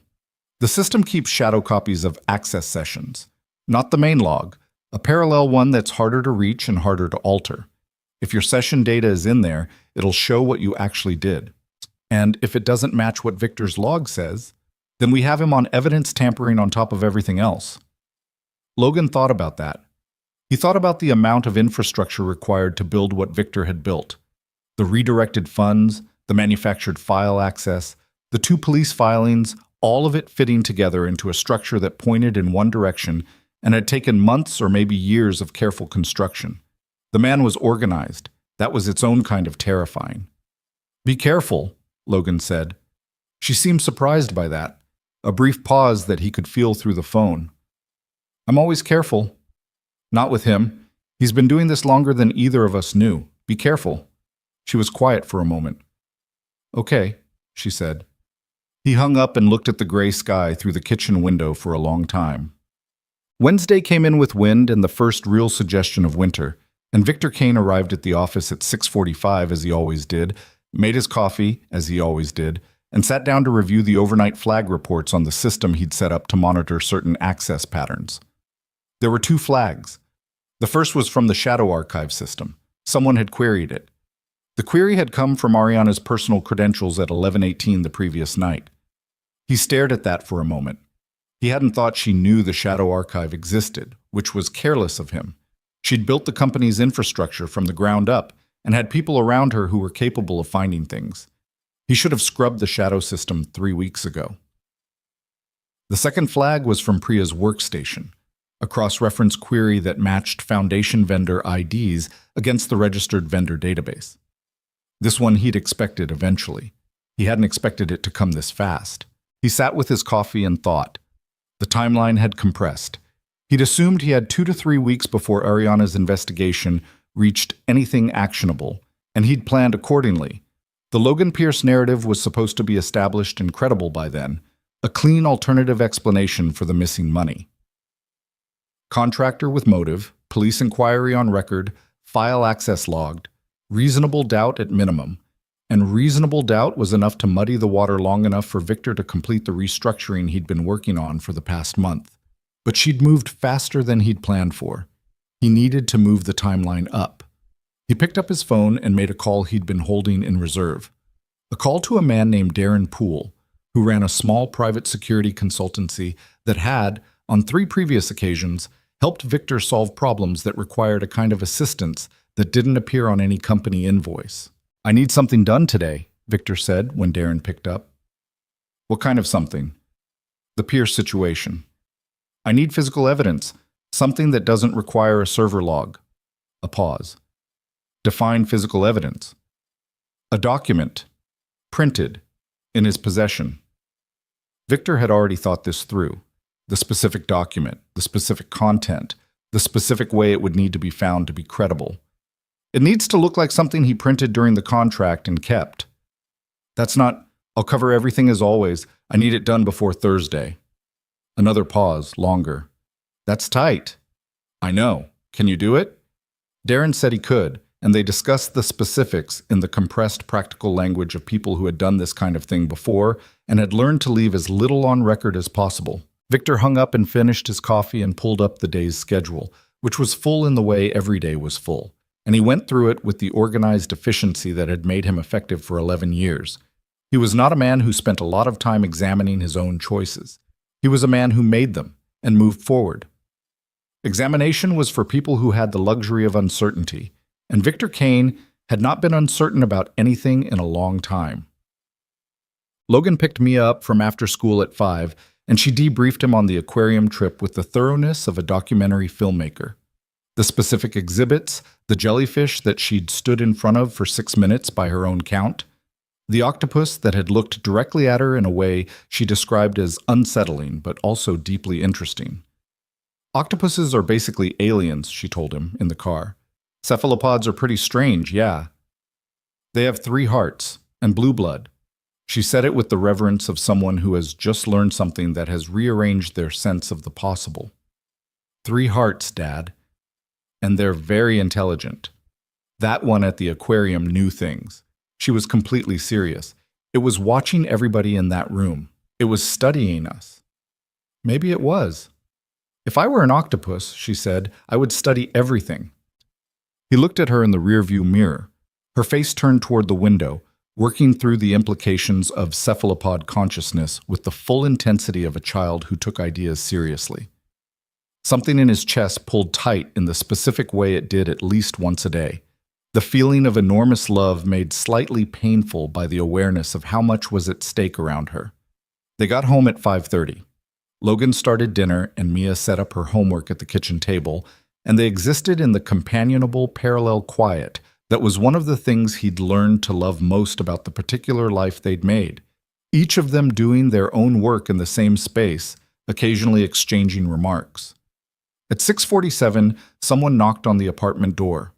Logan wiped his hands on a dish towel and went to the door, and when he opened it, there were 2 uniformed officers standing in the hallway. The first one was a young woman with her badge out, the reflexive practiced gesture. Mr. Pierce? Logan Pierce? Yes. I'm Officer Chen. This is Officer Reeves.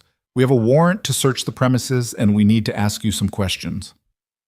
The world did something, not quite tilted, but changed in the specific way of things you understood intellectually could happen, arriving at the moment they actually did. Logan stood in the doorway and looked at the warrant the officer was holding out, and he could hear behind him the sound of Mia's pencil stopping. Can we come in? Officer Chen said. He stepped back from the door. Mia was at the kitchen table with her homework in front of her, and she was looking at the officers with an expression that was very still, the way she went still when she was frightened but had decided not to show it.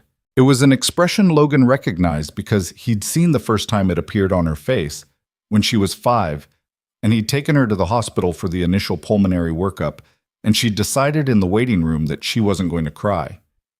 Mia, Logan said, can you go to your room for a little while? Okay, she said, with that too careful voice. She gathered her homework and her pencil and walked past the officers and down the hallway without running, which took something out of him to watch. Officer Reeves stayed near the door. Officer Chen explained in the measured way of someone reading from a trained script that they had a warrant to search for printed documents that may have been removed from a Sterling Group workstation, specifically financial documents related to foundation fund allocation. The warrant authorized a search of the premises. There's nothing here, Logan said. We still need to look. I know. He sat down at the kitchen table in Mia's chair because his legs wanted to be somewhere. Go ahead. It took 40 minutes. He sat at the table the entire time and listened to them move through the apartment, the living room first, the kitchen, his bedroom. He heard them opening drawers, moving things, the specific sounds of a search that even when done correctly felt like something being taken. He heard Mia's door open. He stood up. She's a child, he said from the hallway. Officer Chen was in the doorway of Mia's room. Mr. Pierce. She's 7 years old with a pulmonary condition, and she's sitting in there listening to strangers go through her father's things. I need you to be fast in there." Officer Chen looked at him for a moment. Then she nodded and went in and was back out in 4 minutes. They were regrouping in the kitchen when Officer Reeves came out of Logan's bedroom with a sealed plastic bag. Inside the bag was a folded piece of paper. Logan looked at it. "Can you tell us what this is?" Officer Chen said. He leaned forward and looked at the paper through the plastic. It was a printed spreadsheet, dense with numbers, and at the top he could read the header: Sterling Foundation _FY _disbursement _master, confidential. There was a date stamp in the corner. He sat very still. "I've never seen that before," he said. "It was in your bedroom closet." "Then someone put it there." The two officers exchanged the brief, invisible look that officers exchange when they've heard this before. "Mr. Pierce, we'll need you to come with us to answer some questions." He looked down the hallway at Mia's closed door. "I need to call someone for my daughter first," he said. "I'm not leaving her alone. We can give you a few minutes." He called his neighbor, Mrs. Patton, a retired woman in her late 60s who had watched Mia a dozen times and whom Mia trusted, and Mrs. Patton, who grasped the situation quickly and without drama, said she'd be there in 5 minutes. Logan knocked on Mia's door and opened it. She was sitting on her bed with her knees pulled up, her homework on the bed beside her. Her eyes were dry, but her face had the particular tight quality of a child who'd been holding something for a while. "I have to go talk to some people for a little while," Logan said. He kept his voice even. He sat on the edge of her bed. "Mrs. Patton is coming to stay." "Okay," Mia said. Then, "Dad, did you do something wrong?" "No," he said, and then he said it again because it mattered. "No, I didn't." She looked at him the same way she'd looked at him Tuesday night when he said everything was fine, assessing, turning it over, looking for the seam. "Okay," she said. "I believe you." He put his hand on her head for a second, the way you do with kids, just resting it there. Then he went back to the kitchen. Mrs. Patton arrived and squeezed Logan's arm once in the hallway without saying anything, the gesture of someone who knew him well enough to know what was needed. He put on his jacket. He left with the officers and did not look back at his apartment door because if he did, he was going to think about the document in the plastic bag, and the search, and Mia's face.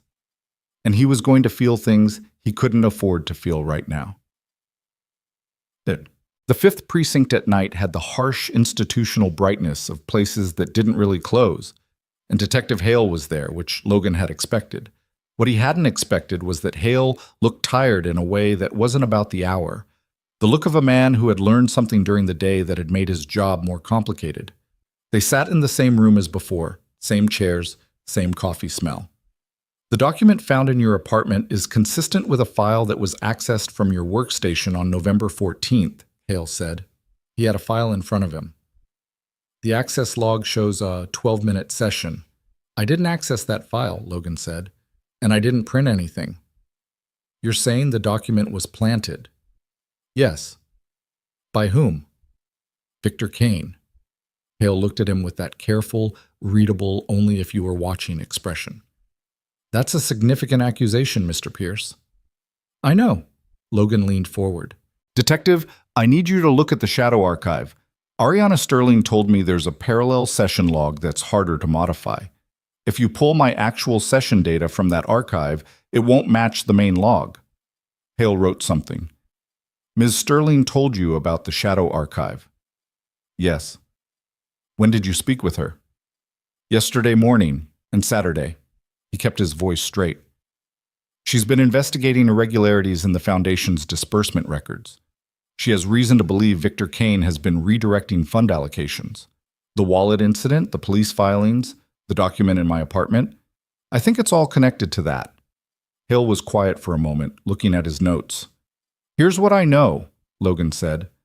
"My workstation had access to the vendor reconciliation folder and the period ledger. That's it. The Sterling Foundation disbursement file is not in either of those folders. It's in the Foundation's own drive partition, which is on a different access tier. There is no legitimate way that file shows up in my session history without someone who has admin-level access putting it there." He stopped and let that sit. Hale looked up. And the physical document in your closet. I have no explanation for how it got there except that someone put it there. Someone entered your apartment. Or paid someone to enter it. I don't have a deadbolt, detective. The door has the original lock from when the building was built, which is not a hard lock to work around. He kept his voice even. I'm telling you this happened. I understand I can't prove it from where I'm sitting, but I need you to pull the shadow archive data before Victor Kane has the opportunity to alter it. Because if what Ariana found in the disbursement records is what she thinks it is, the reason I'm sitting in this chair is to keep people looking at me instead of at him. Hale studied him for a long time, the kind of study that went past the surface of what someone was saying and into the quality of how they were saying it. Logan had learned that the truth had a specific gravity in a room, a weight that was different from performance, and he let it carry itself. Finally, Hale said, I'm going to need to speak with Ms. Sterling. Call her, Logan said. She'll answer. Twum. Ariana was at her desk at 9:15 when Hale called, and the call lasted 22 minutes, and by the end of it she was standing at her window with her jaw set in the specific way that meant she had moved past processing into deciding. She called Priya. The Shadow Archive, she said. I need it pulled tonight. Full session history for Workstation 18-7 for the entire Pierce contract period. And I need the Foundation's vendor cross-reference completed, all of it with the shell company trace. It'll take a few hours, Priya said. Then start now. She hung up and stood at the window. The city below was dark and lit, the usual impossible combination of size and indifference that cities have at night. And she thought about Logan Pierce sitting in a police interview room, which she was certain he was, having the conversation she'd been afraid was coming and that she hadn't moved fast enough to prevent. She'd been 3 days away, maybe 2. Victor had accelerated. She called her attorney, not the company's attorneys, her personal attorney, a woman named Janet Cruz, who had handled Ariana's affairs for 6 years and who answered her cell at 9:22 without complaint. I need to know what I can take to the board, Ariana said, tonight if necessary. Alternatively, tomorrow morning. What do I need to have in hand before I can move on as CFO for financial misconduct and evidence tampering? Janet took 2 seconds. You need documentation of the misconduct, transaction records, the shell accounts, an audit trail. For the tampering, you need the original versus the altered record, clearly dated, plus ideally a second witness to the discrepancy. The Shadow Archive gives me the second record. If it's admissible and cleanly documented, yes. What about law enforcement involvement? If Hale's inquiry already covers the original wallet incident, you may be able to get him to expand scope once you bring him the financial evidence. Coordinate with him directly, not through the company's legal team. Not through the company's legal team, Ariana repeated, because Victor has a relationship with Marcus Webb, who is the company's lead outside counsel and who has billed the Sterling Group $2.4 million in legal fees over the past 3 years. I would keep Marcus out of this until it's over. Ariana looked at the ceiling for 1 second. She'd known about Victor and Marcus. She'd thought it was normal professional overlap. She was now revising that assessment. I'll call you in the morning, she said. She hung up and sat back down at her desk and opened the Foundation records again. The ones Priya had pulled, the ones she'd been going through in layers, peeling back each restructured layer to find the one underneath. The scheme was elegant in the way that bad things built by smart people were sometimes elegant. The redirect was at the vendor payment tier, disguised as operating expenses, and routed through 3 separate accounts before landing in 2 shell companies that had been incorporated in different states on different dates, both nominally in the business of healthcare consulting. The total missing from the fund was $7,400,000. She sat with that number. The Sterling Foundation's Children's Healthcare Initiative had been the program she'd been most personally invested in building. Not the largest initiative the Foundation ran, but the one that had come from something real, from watching a story when she was 26 about a family in this city that had lost a child to a condition that was treatable, had been treatable all along, but that the family couldn't afford to treat. She'd started the fund the following year, $7,400,000. She thought about Logan Pierce's daughter sitting in a bathroom at 2 in the morning running a nebulizer. She thought about the missing quarter of medication fills, the gap in the spring when the dosage dropped and the breathing got worse. She thought about how many families across the city were running the same math, the same impossible gap between what their children needed and what they could pay, and how this fund had been designed to close exactly that gap. And someone had taken $7 million out of it. She closed the records and sat very still for a moment. Then she opened them again and kept working. Logan was released from the precinct at 11:45. No charges. Not yet. Not enough. But Hale had told him plainly that the inquiry was now classified as an active investigation, which meant it had teeth, which meant Logan needed to stay available and not create additional complications. He took a cab home because he hadn't driven to the precinct and the buses had stopped running. Mrs. Patton was awake in the living room with a book, and she looked at him when he came in with the quiet assessment of someone who had seen enough of life to not need things explained. "She went to bed around 9, Mrs. Patton said. "She asked me to tell you she left you a note on the table." Logan thanked her and walked her to the door and then stood at the kitchen table. On the table, on a piece of paper torn from her homework notebook, Mia had written in the large, careful lettering of a child who was still proud of her handwriting, "I still believe you. Mia P." He stood there for a long time. The apartment was very quiet. The radiator knocked twice. Gerald the water stain was up there on the bathroom ceiling, faithful and Florida-shaped. The eviction notice was in the kitchen drawer. The medication refill was due in 9 days. Logan Pierce folded the note and put it in his jacket pocket, close to the same place where he'd carried Ariana Sterling's wallet on a rainy Tuesday night that had started all of this. He wasn't a man who gave speeches, even to himself. He wasn't a man who reached for grand statements about what he was going to do or why. He was a man who got up and did the next thing because that was all there was. But standing in the kitchen with his daughter's handwriting in his jacket pocket, with the specific quality of being a person who had been accused of something he hadn't done, who had been searched and questioned and subjected to the particular humiliation of having your integrity tested in front of your child, standing there with all of that, he felt something clarify. He hadn't done anything wrong, and the people who had were not going to get to build a story on top of him. He was done waiting for this to resolve itself. He was done being the man it was happening to. Ariana was 3 days from something, maybe less. Victor was moving faster than 3 days allowed. Tomorrow he was going to do something about that. He didn't know exactly what yet, but Logan Pierce had been juggling objects in the dark for 3 years, and he'd gotten very good at knowing by feel and sound when one of them was about to fall, and more importantly, how to move so it didn't. He turned off the kitchen light and went to bed. Outside, the city made its usual nighttime sounds, indifferent and continuous, carrying on the way cities do around the small, critical dramas of ordinary people. And Victor Kane, 12 floors up in an office building across the city, was making one more call that he would later wish he hadn't made, to a man who was about to make the first mistake in an operation that had, until now, made very few. The call Victor made that night was to Darren Poole, and it was a mistake for the simple reason that Darren Poole had, sometime in the past 18 months, begun keeping records. Not out of conscience. Darren was not a man who was troubled by conscience in any conventional sense. He kept records out of the same logic that made people take out insurance policies. The understanding that arrangements which required secrecy were arrangements in which you were, by definition, the person with the least protection if things went wrong. So Darren had a folder, stored on a cloud server under a name that wasn't his, and every time Victor called him with a job, Darren logged the date, the instruction, and the payment method. 3 calls over 14 months. The most recent one, Wednesday night, regarding a printed document and a residential address on Fielding Street. Darren didn't know anything about the broader operation. He didn't know about the foundation fund, the shell companies, the access logs. He knew he'd placed a document in a man's apartment closet at Victor Kane's direction and been paid $4,000 in a wire transfer that went through 2 accounts before landing in his.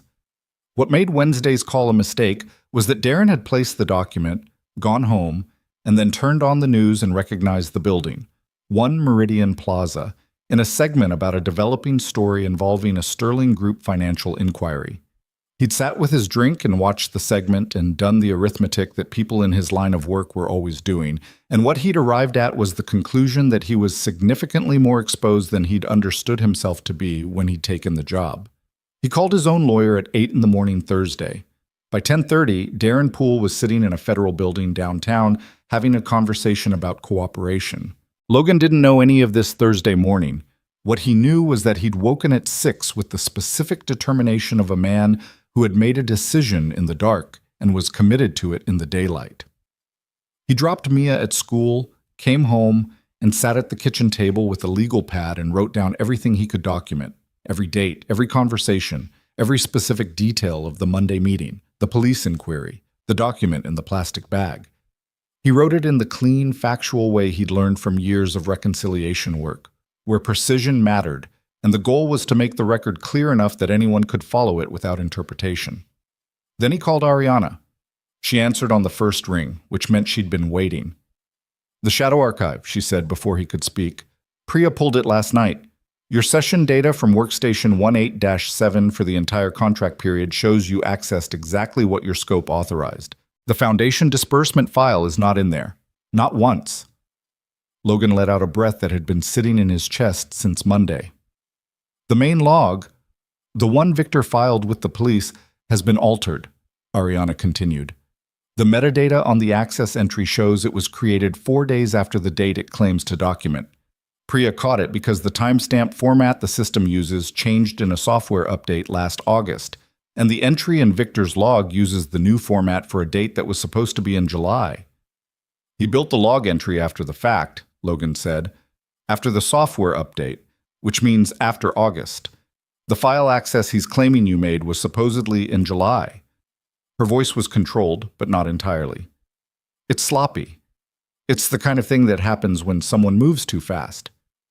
"He had to move fast because you were getting close." "Yes." A pause. "Logan, I'm going to the board today. I have the disbursement records, the shell company trace, the Shadow Archive data, and Janet is meeting me at 8 to go through the evidence package before the board session." Another pause. "I wanted you to know before it happened." He looked at the legal pad in front of him. "Is there anything you need from me?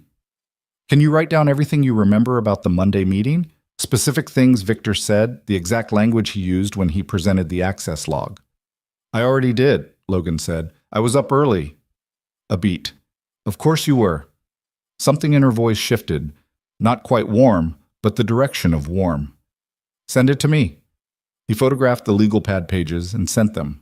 While he was doing it, he said, "How's your board going to take this?" "Badly, in various ways," she said. 3 of them have known Victor for longer than they've known me. 2 of them are going to want to wait for a full audit before taking any action, which I understand but can't afford right now because if Victor has access to the company systems through today, there are things he can still alter." She paused. "And one of them is going to ask me whether I'm certain, and I'm going to have to stand in a room and tell him that I'm certain my CFO of 11 years has been stealing from sick children, and that is going to be an ugly conversation. It's going to be an ugly day." "Yes," she said simply. "It is." He heard her take a breath. "After," he said. "After what?" "After today. When it's done. Take a day."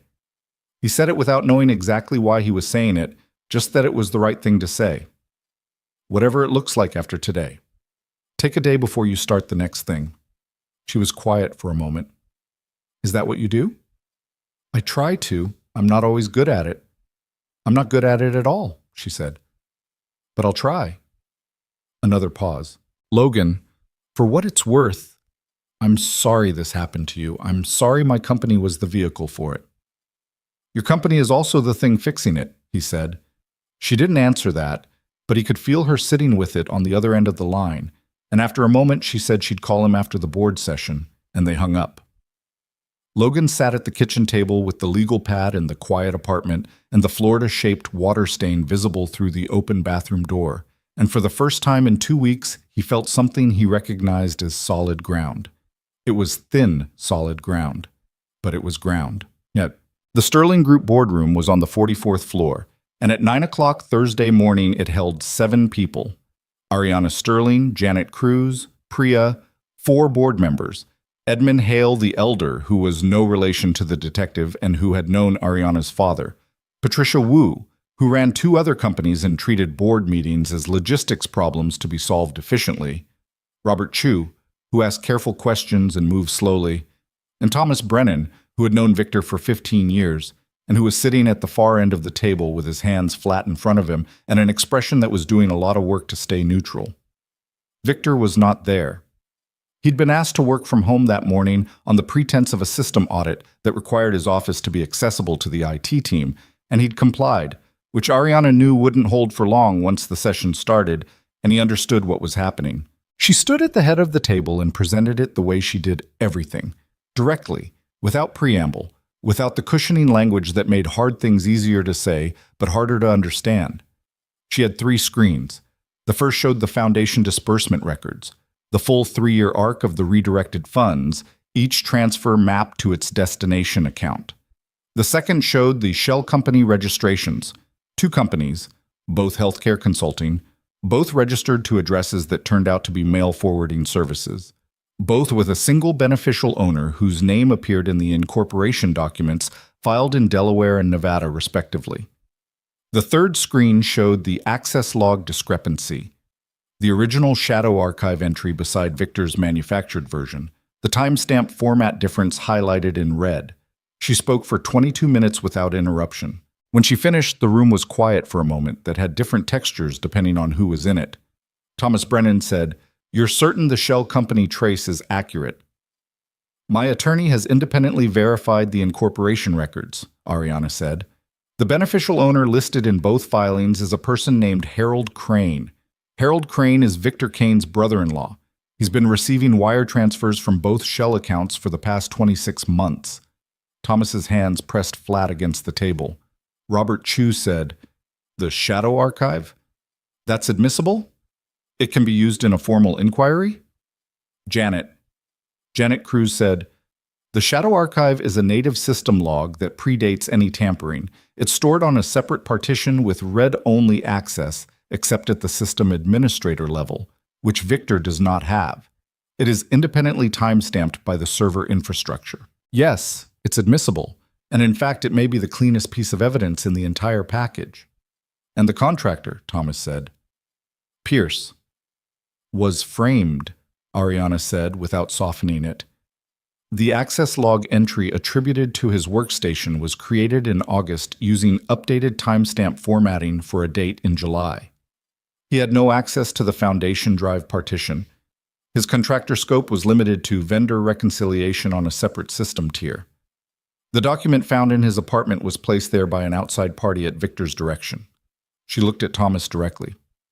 "Logan Pierce returned my wallet with $40,000 in it and was thanked with 2 police filings and a search of his home in front of his 7-year-old daughter. I want that in the record." Thomas looked at her for a long moment. He was a man who was good at compartmentalizing, and she could see him doing it now, separating his personal feeling about Victor from the information in front of him, which was the right thing to do even if it was visibly costly. "What do you need from us?" he said. "A resolution suspending Victor's systems access and authorizing me to contact Detective Hale with the full evidence package. I also need authorization for an immediate external forensic audit of the Foundation accounts." She looked around the table. "And I need it this morning, before Victor has any more time with the company's systems." Patricia Wu said, "I'll second the resolution." Robert Chu said, "Move to vote." It passed 4-0, with Thomas abstaining, not because he disagreed, Ariana understood, but because he was not quite ready to vote against the man he'd known for 15 years, and abstaining was the most honest thing he could do with that. She called it from the boardroom. Victor's access was suspended at 9:47. She called Detective Hale at 9:51.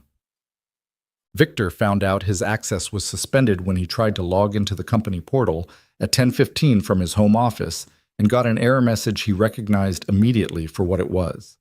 He sat for 3 seconds, then he called Marcus Webb. Marcus's assistant said Marcus was unavailable.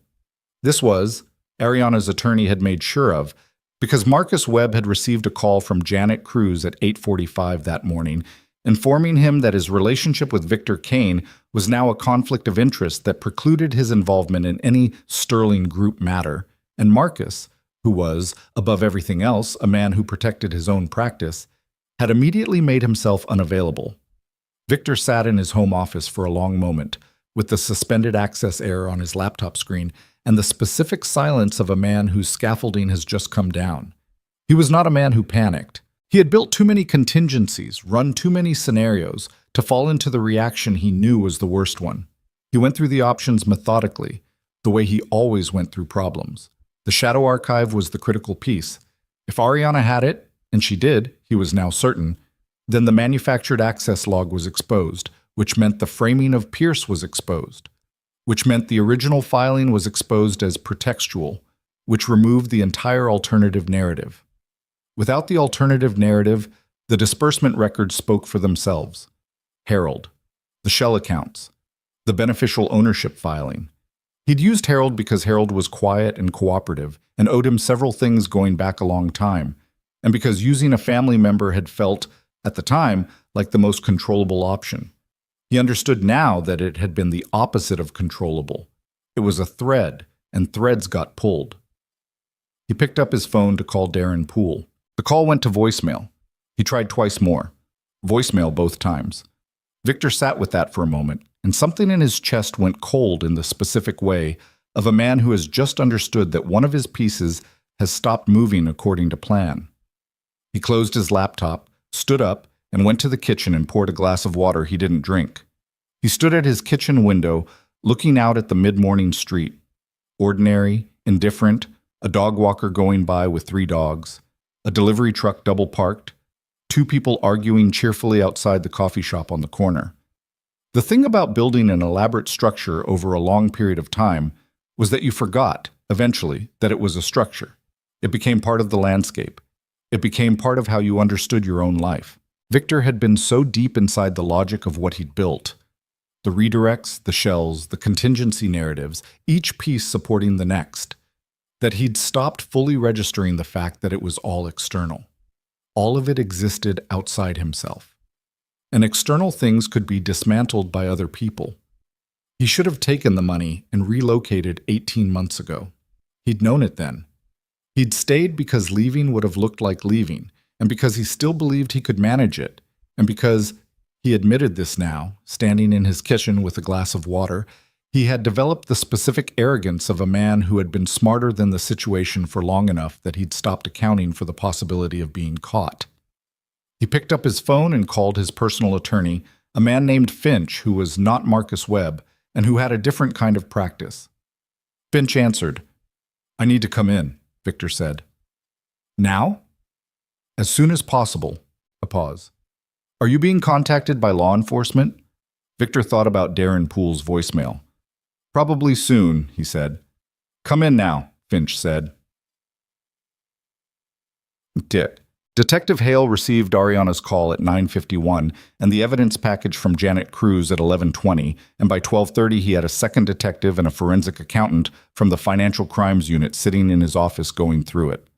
The shell company trace took 40 minutes to follow to its conclusion, and the conclusion included wire transfer records, incorporation documents, and a receiving account in Harold Crane's name that had, by the unit's initial count, received 11 separate transfers over 26 months, totaling a little over $6.2 million, with a further $1.2 million in transfers that had not yet fully cleared the trace but were directionally consistent. $7.4 million. The forensic accountant was a quiet woman named Sue Jin Park, who had been doing this for 16 years, and who had the specific, unshockable quality of someone who had seen too much to be surprised by amounts, but who was still capable of being struck by what the amounts represented.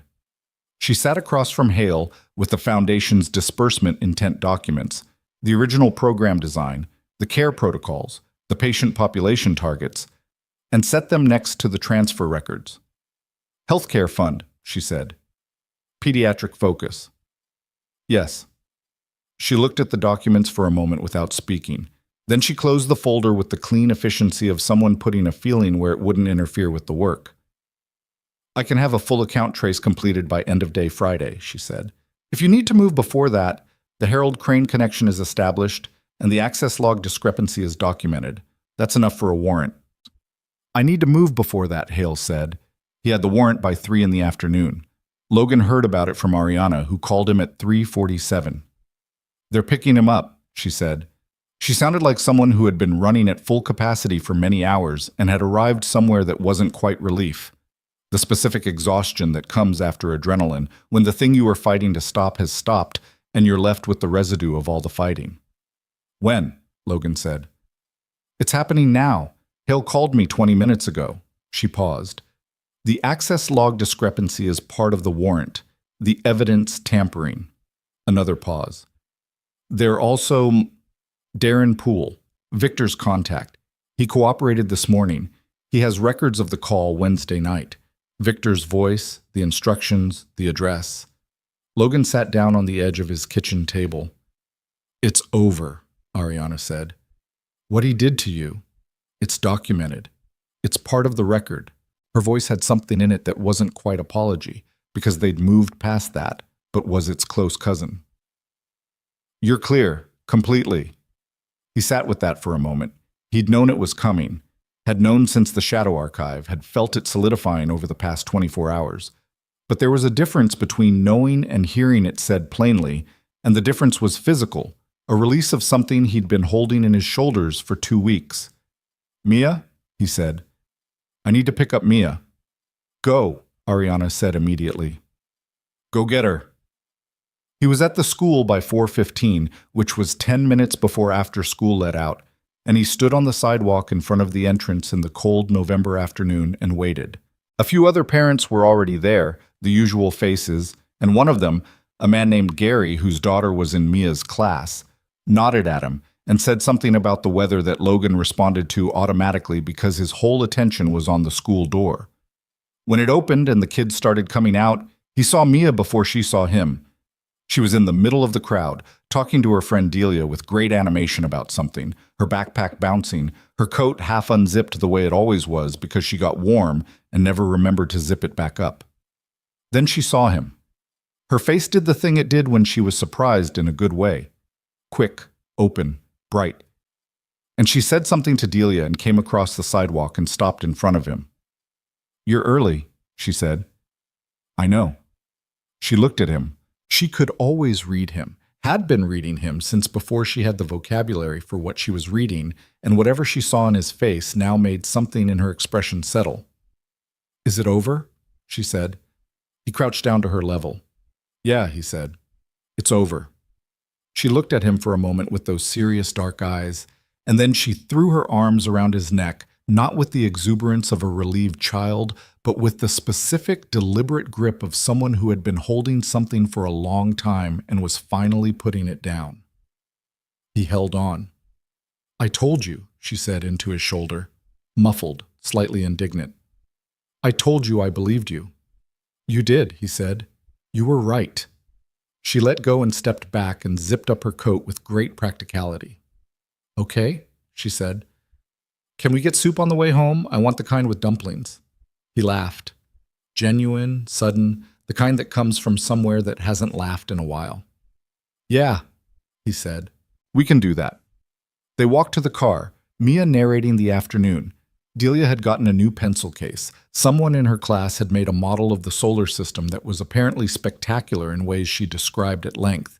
And Logan walked beside her and listened and felt the specific and unrepeatable feeling of a bad thing ending cleanly, which was different from a good thing starting and more valuable, sometimes, in the way that the end of pain is its own particular relief. Victor Kane was taken into custody at 4:08 in the parking garage of his attorney Finch's building on Pemberton Street, which was not ideal for anyone involved, but was where Hale's team had placed him. The arrest was quiet, one of those mid-afternoon moments that looks, from 30 feet away, like nothing in particular. 2 men in jackets approaching a third man near a car, a brief conversation, a car door opening. Victor did not resist. He had the look of a man who had been running very fast for a long time and had simply stopped, and whatever came after stopping was something he was going to have to live inside without the structure that running had provided. Hale read him his rights in the parking garage, and the words fell into the concrete space and disappeared, and Victor listened to them with the careful attention of a man who understood precisely what each one meant. At the same time, across the city, an IT forensics team was in Victor's office on the 44th floor of One Meridian Plaza, imaging his hard drives and backing up his email archive, and a separate team from the Financial Crimes Unit was at a bank in the East End with subpoenas for Harold Crane's account records. The structure that Victor had built over 3 years came apart in an afternoon. That was the thing about structures built on concealment. They were only as strong as the concealment was intact. And once the first piece was exposed, the rest followed with a speed that seemed disproportionate to the time it had taken to build. 3 years of careful architecture, and it was over before dinner. Ariana was still in the office at 6 when Thomas Brennan knocked on her open door. She looked up. Thomas was a tall man who carried himself with the slight stoop of someone who'd spent years being taller than the rooms he was in. He stood in the doorway with his jacket off, which was unusual, and he looked older than he had that morning. "I want to say something," he said. "You don't have to." "I want to." He came in and sat down, uninvited, which was also unusual. "I've known Victor since before you took over the company, before your father stepped back. That's 15 years. He paused. "I should have paid more attention." "Thomas, I'm not asking you to absolve me of that. I'm saying it because it's true and I want it on record between us." He looked at her. "You moved fast today. You moved correctly. The whole thing, the evidence package, the board, the way you handled it, that was well done." But coming from Thomas, who had never once used the phrase "well done" in her presence, this landed with weight. "I had good people," she said. "You always have good people. So did Victor, and look what he did with them." Thomas looked at his hands. "The fund, $7 million from sick kids." He said it the same way Sujin Park had closed the folder, putting the feeling somewhere it wouldn't interfere, but being honest about the feeling existing. "That's going to take a long time to come to terms with." "We're going to get it back," Ariana said. Thomas looked at her. "The shell account holdings are being frozen as part of the criminal filing. The forensic audit will trace every dollar. We'll claw back what we can through the civil process and recapitalize the fund for the rest." She said it the way she said things she'd already decided were true. Every family that should have received support and didn't is going to receive it, with interest. Thomas studied her for a long moment. "That's going to be expensive." "Yes." "You're going to do it personally?" "I'm going to do it through the foundation, and if the foundation needs additional capitalization to do it right, then yes, personally." She met his eyes. "These were our programs, our commitment. Victor stole from them. The responsibility for restoring them is ours." Thomas sat with that. He was quiet for long enough that the room settled into the specific evening quiet of an office after hours, when the building sounds change and the light through the windows shifts. "The contractor," he said. "Pierce." "What about him?" "What are you going to do about what happened to him?" "That's between me and him," she said. Not coldly, but with the particular privacy of someone who had compartmentalized correctly. Thomas nodded. He stood up and picked up his jacket from the back of the chair. "I voted for the resolution this morning," he said at the door. "I know. I was there. I want to make sure you know I meant it." He paused. "Not just the vote, the whole thing." He looked at her with the specific expression of someone who has been testing a thing for a long time and has just gotten a result. "Your father would have—" He stopped, started again. "It was the right call, Ariana. Everything today. It was the right call." He left.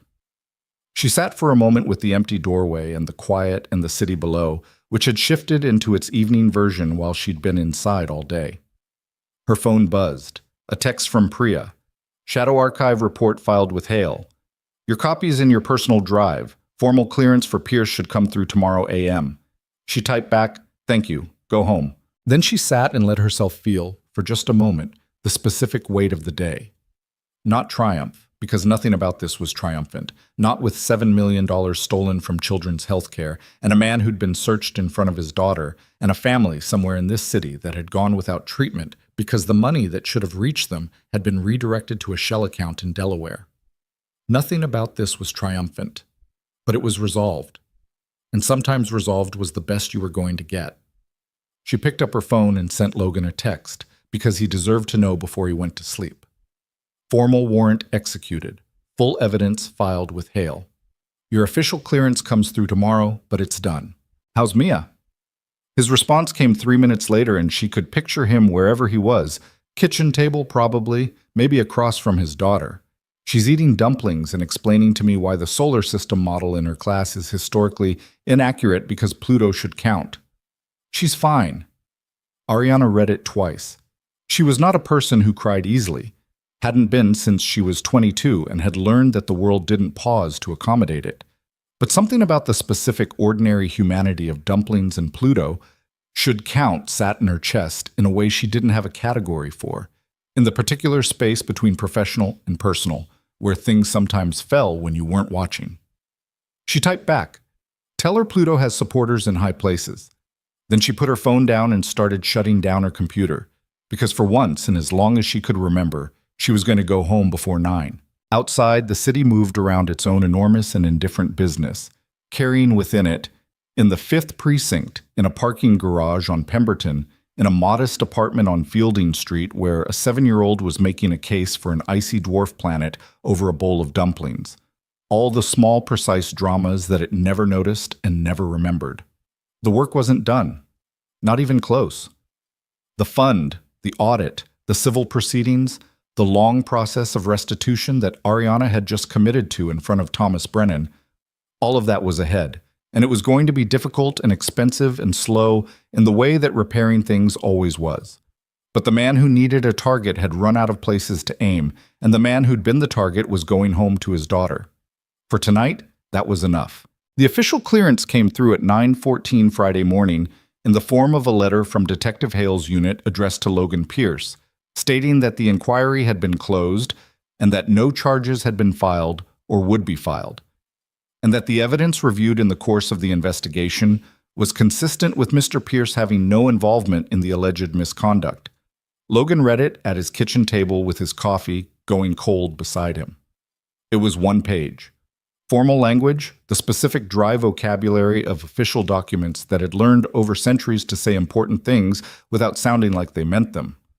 But what it said, underneath the bureaucratic scaffolding, was simple. You were telling the truth, and we know it now. And here's the paper that says so. He folded it and put it on the table. He sat with it for a moment the way you sit with things you've needed for a long time.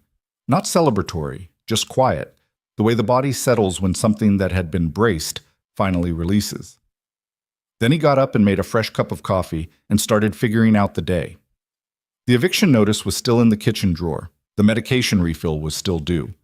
2 contract applications were still pending. None of those things had changed because Victor Kane had been arrested, and Logan Pierce was the kind of man who understood that the absence of a bad thing was not the same as the presence of a good one. The wall hadn't fallen on him. That was different from having solid ground. But it was a start. He called the landlord at 10 o'clock, not because he had the money yet, but because 3 years of being the kind of tenant who called rather than avoided had earned him a certain amount of goodwill with a man named Gerald Ash, who had been managing the building for 20 years and who had, in Logan's experience, a rough exterior and a pragmatic interior. Gerald picked up on the 3rd ring. "I know about the notice," Logan said. "I'm not calling to argue it. I'm calling to ask for 2 more weeks." "Logan? 2 weeks. I've got 2 applications pending that pay out within the next 10 days if they come through. I've been here 4 years and I've never left you holding anything more than 30 days. A pause. The specific pause of a man who is calculating something. 2 weeks, Gerald said, not 30 days. 2 weeks, and I need to see a payment plan by the end of it, not a promise. That's fair. And fix the doorbell. It's been broken since September. I'll fix it this weekend. He hung up and wrote "fixed doorbell" on the legal pad, which still had the notes from Wednesday morning. The mundane landing next to the serious, that was just how it worked. The world didn't sort its demands by importance. The call from the contracting agency came at 11:30, not the medical supply company or the freight broker. A third position he hadn't heard about yet, a 6-month contract at a mid-sized investment management firm 2 miles from his apartment, accounts reconciliation, starting Monday, at a rate $4 higher than his previous contract.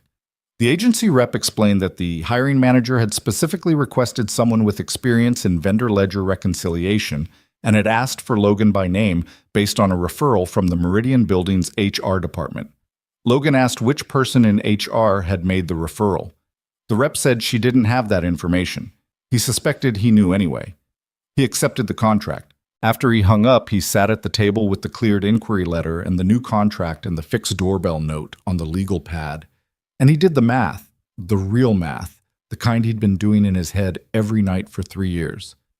And for the first time in a long time, the numbers didn't fight back. 6 months at the new rate, with the eviction payment spread across 3 months, as Gerald would likely accept, with the medication refill manageable in the first paycheck period, with a small surplus that wasn't comfortable but was actual surplus. It was workable. For the first time in longer than he wanted to count, the architecture of his life was workable. He called Dr. Okafor's office and scheduled Mia's overdue specialist appointment for the following Thursday. Then he sat back in his chair and looked at the ceiling for a moment, and the ceiling looked the same as it always did. Same paint, same small crack along the light fixture he'd been meaning to fix. And he thought about the specific strangeness of life, how things that change everything can start with something as small and ordinary as a wallet in the rain. He didn't hear from Ariana for 3 days after the clearance letter, which was fine. He understood that the aftermath of what had happened inside the Sterling Group was going to be substantial and consuming. The forensic audit, the board restructuring, the foundation restoration, the legal proceedings against Victor that would likely take months to fully develop. She was not a woman with idle hours on a normal week, and this was not a normal week. When she did call, it was Sunday evening, and he was on the floor of the living room helping Mia construct a model of the solar system for a class project, a revised version of the one that had apparently set a high bar, which Mia intended to surpass on the grounds that the original had inaccurately depicted the asteroid belt. "Hold on," he told Mia, and stepped into the hallway. "How are you?" Ariana said. She sounded different, not tired exactly, but settled, the specific quality of someone who had come down from altitude and was adjusting to regular air. "Good. Actually good, not the kind I say when I don't want to talk about it." He could hear something that was almost a smile on her end. "The contract, the investment firm on Dalton Street. I figured that was you. I called in one conversation with their HR director. You got the contract on your own record." A pause. "I just made sure your name was in the conversation." "Thank you." "Don't." She said it quickly, not ungraciously, just decisively. "Don't thank me for that. That's the least of what was owed." He leaned against the hallway wall. From the living room, he could hear Mia muttering about orbital distances. "How's everything on your end?" "Complicated," she said, which is the honest answer. The audit is going to take 3 months at minimum. The civil proceedings against Victor are going to be long and ugly. The board is reconfiguring, I'll say that. A pause. "But the fund? We've already begun the restitution process." Janet and I spent most of Friday structuring it. Every family that was supposed to receive support from the initiative over the past 3 years is getting a full review of their case, and anyone who should have been approved and wasn't is going to receive retroactive support plus the current program benefits. Logan was quiet for a moment. "It's going to cost about $9 million total, accounting for interest and administrative costs," Ariana said. "I'm putting in 5 personally. The board is covering the rest from company reserves, which they voted on Friday." "That's—" He stopped. "It's the right thing," she said. Simply the way he'd said it to the security guard in the lobby 3 weeks ago about the wallet, it's just the right thing. He recognized the echo and suspected she did too. "How's Mia?" she asked. "Currently redesigning the solar system in our living room, she has opinions about the asteroid belt." "Of course she does." A pause. "Logan, I wanted to ask you something. You can say no. Okay? The foundation is restructuring. One of the things I'm building into the new structure is a community outreach function. Someone who manages the direct relationship between the foundation and the families it's supposed to serve. Not a fundraising role. An actual on-the-ground, sit-across-the-table from people role." Another pause. "I thought of you about 30 seconds after I decided we needed it." Logan was still. "It's not charity," she said, and she said it before he could, which told him she'd anticipated the response. "It's a real position with a real scope and a real salary, and I'm offering it to you because you are the exact person it needs. You've been the person on the other side of the table that this foundation was supposed to be helping, and you've kept your integrity in circumstances where a lot of people wouldn't have. That matters for this work." She paused. "But you can say no. I mean that." He looked at the hallway wall, the small framed drawing Mia had made 2 years ago that he'd hung at her insistence, a house with a sun and 2 figures out front, labeled in her careful handwriting, "Me and Dad." "Can I think about it?" he said. "Of course." "Not because I'm leaning no. I just don't make decisions standing in the hallway." She laughed. Real, short, genuine. "That's fair. Take a few days. I'll call you Wednesday," he said. "Wednesday," she agreed. He went back to the living room and sat back down on the floor, and Mia handed him a piece of foam board and a marker without looking up from the printout she was consulting. "Jupiter goes there," she said, pointing. "Make sure it's big enough. People always make Jupiter too small." "Jupiter's very large," Logan agreed and started drawing. The preliminary hearing in the Victor Kane case was scheduled for December 8th, 6 weeks after the arrest. By then, the forensic audit had confirmed $7,430,000 in redirected funds, routed through the 2 shell companies to Harold Crane's accounts over a period of 31 months. Harold Crane had been charged separately and had agreed to cooperate in exchange for a reduced charge, which his attorney characterized as a pragmatic decision, and which anyone who knew Harold Crane characterized as Harold doing what Harold always did when the wind changed. Darren Poole had a cooperation agreement of his own, and his records, the call logs, the payment records, the cloud folder he'd kept like a careful, self-interested ledger, provided the evidentiary bridge between Victor Kane and the planted document in Logan Pierce's closet. The evidence tampering charge was, in the assessment of the prosecutor handling the case, one of the cleaner pieces of the case they'd seen.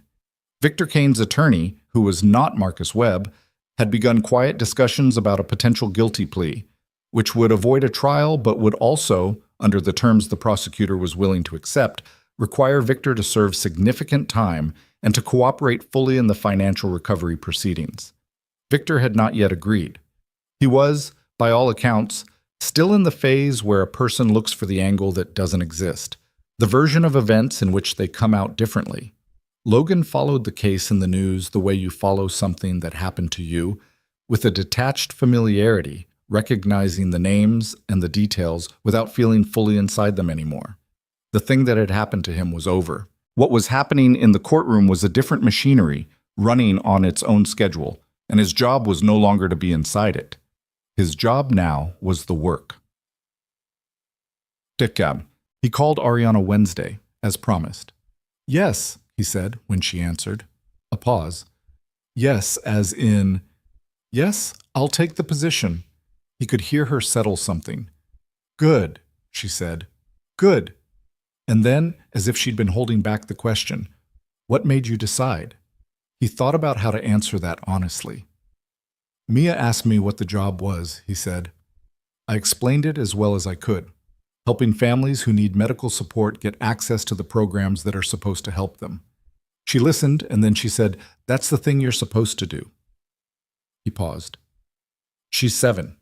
She doesn't mean it as philosophy, but she's also usually right." Ariana was quiet for a moment. "She's remarkable." "I know." He said it without false modesty, because he'd earned the right to know it. She had a good appointment with Dr. Okafor on Thursday. The new medication schedule, the full dosage, starts Monday. Logan. Her numbers are already better than they were in the spring. He kept his voice steady, though the steadiness took effort. Okafor said if she responds to the full course, the way the early indicators suggest, she could see significant improvement in baseline function within 4 months. That's... Ariana stopped, started again. "I'm glad." "Me too," he said. The understatement of the year. The understatement of 3 years, maybe. But some things you kept small because they were too large to say fully, and he trusted that she understood that. They spent the next 40 minutes on the practical structure of the role. Start date, reporting relationship, the scope of the community outreach function, the families already identified in the audit as having been denied support. It was a working conversation, concrete and focused, and Logan found himself taking notes on the same legal pad that had the inquiry notes and the fixed doorbell reminder, which struck him as somehow right. All of it part of the same continuity, the same ongoing record. At the end, she said, "I want to say something that I've been figuring out how to say for 2 weeks." Okay. I spent 11 years building this company around the idea that the right people in the right roles make the right decisions, and that if you're rigorous enough about choosing people and monitoring outcomes, you control for the bad things. She paused. Victor was in one of those roles for 11 years, and I controlled for nothing. You didn't know. I know I didn't know. I'm not doing penance. I'm trying to tell you something. She paused again, gathering the words with more deliberateness than she usually used. What I missed with Victor was character. I saw performance. I saw results. I tested competence. I never once sat in a room with Victor Kane and thought about who he actually was, separate from what he did for the company. Another pause. And then I met a man who found a wallet with $40,000 in the rain in the middle of being evicted, and he walked it back to the person it belonged to because that was who he actually was. And somehow I spent the first week doubting him. Logan didn't say anything. "I'm not going to do that again," she said. "I'm not going to mistake performance for character or results for integrity." That's what I wanted to say. He thought about it. "You figured it out," he said. "And when you figured it out, you moved. Not fast enough. Nobody moves fast enough. You move when you're certain, and when you were certain, you moved." He shifted the phone. "That's the best version of it, Ariana. Nobody gets the version where they know things before they know them." She was quiet for a moment. "You're very even about all of this." "I've had to be even about things for a long time," he said. "It gets into your bones." Are you okay with that? With how it got in your bones?" He thought about that seriously because she'd asked it seriously. "Some of it I'd trade," he said. "The nights when Mia couldn't breathe right and I was calculating whether I could float the medication versus the rent. I'd trade those in a second. But the rest of it," he paused. "The rest of it made me someone who knows what things cost, who doesn't take easy for granted, who understands that most people are managing something you can't see." He paused again. "I think that matters for the work I'm about to do. So, no, I'm not entirely unhappy with how I got here." The silence that followed was the comfortable kind. "Wednesday, December 15th, she said finally. "First day. I'll be there." But December in the city had its own particular quality. The cold settling in for real, the light going gold and flat in the afternoons, the streets taking on that compressed holiday energy that was equal parts genuine warmth and commercial noise, the two so tangled together you mostly stopped trying to separate them. Logan had always liked December, even in the hard years, because Mia liked it fiercely, and her relationship with things became his relationship with things, whether he chose it or not. She had opinions about Christmas decorations, measured ones, which was perhaps unusual for a 7-year-old, but consistent with her general approach to the world. Too many lights was gaudy. No lights was bleak. The correct amount was specific, and she would tell you what it was if you asked, and sometimes if you didn't. They strung lights around the apartment windows the second Saturday of December. Logan up on the step stool and Mia on the floor managing the untangling of the strand with the focused patience of someone performing a delicate technical operation. "More on the left side," she said. "The left side has the radiator." "I know. Loop it above the radiator." "The heat will—" "They're not that close. Loop it above." He looped it above. She surveyed the result from the kitchen table. "Good," she said, with the authority of someone who had been right about this in advance. They had soup again that night, the kind with dumplings, which had become a tradition of its own now, associated in both their minds with the evening things had turned. Mia eating dumplings while she made the case for Pluto and Logan's phone had buzzed with Ariana's text. Some things attached themselves to moments without permission and became part of how you remembered them, and this was one of those. Mia was quieter than usual over dinner, which with her meant she was thinking. "What?" Logan said after a while. She poked a dumpling. "At school, they asked us to write about something we were grateful for."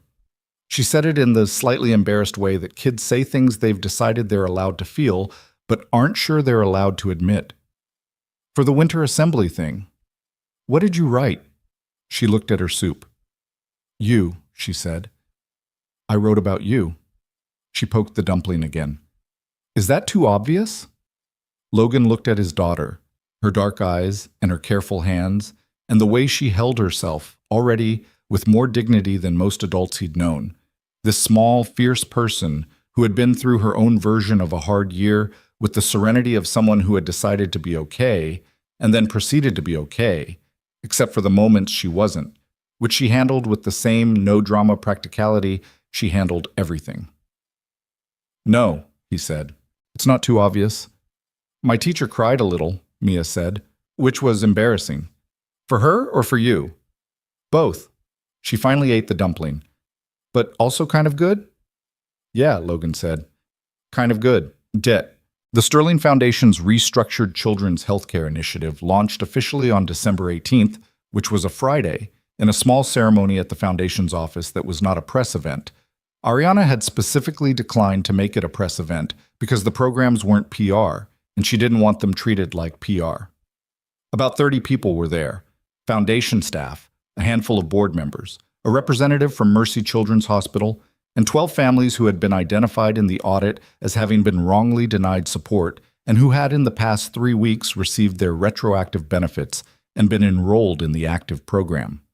Logan was there in his new capacity, having started the week before, and he spent most of the ceremony talking to the families rather than to the foundation staff, because that was the point of the role and he'd understood that instinctively from day one. He talked to a woman named Rosa who had a 10-year-old son with a cardiac condition and who had been in the application queue for the original program for 14 months without a resolution. 14 months during which, as she explained in the direct and specific way of someone who had rehearsed the story because it mattered, and she wanted to tell it correctly, she'd borrowed money from her mother and her sister and had still ended up in the ER twice because the between-appointment management plan wasn't sustainable without the full support. He sat across from Rosa at a table in the Foundation's small conference room and listened with the complete attention of a man who knew from the inside exactly what she was describing.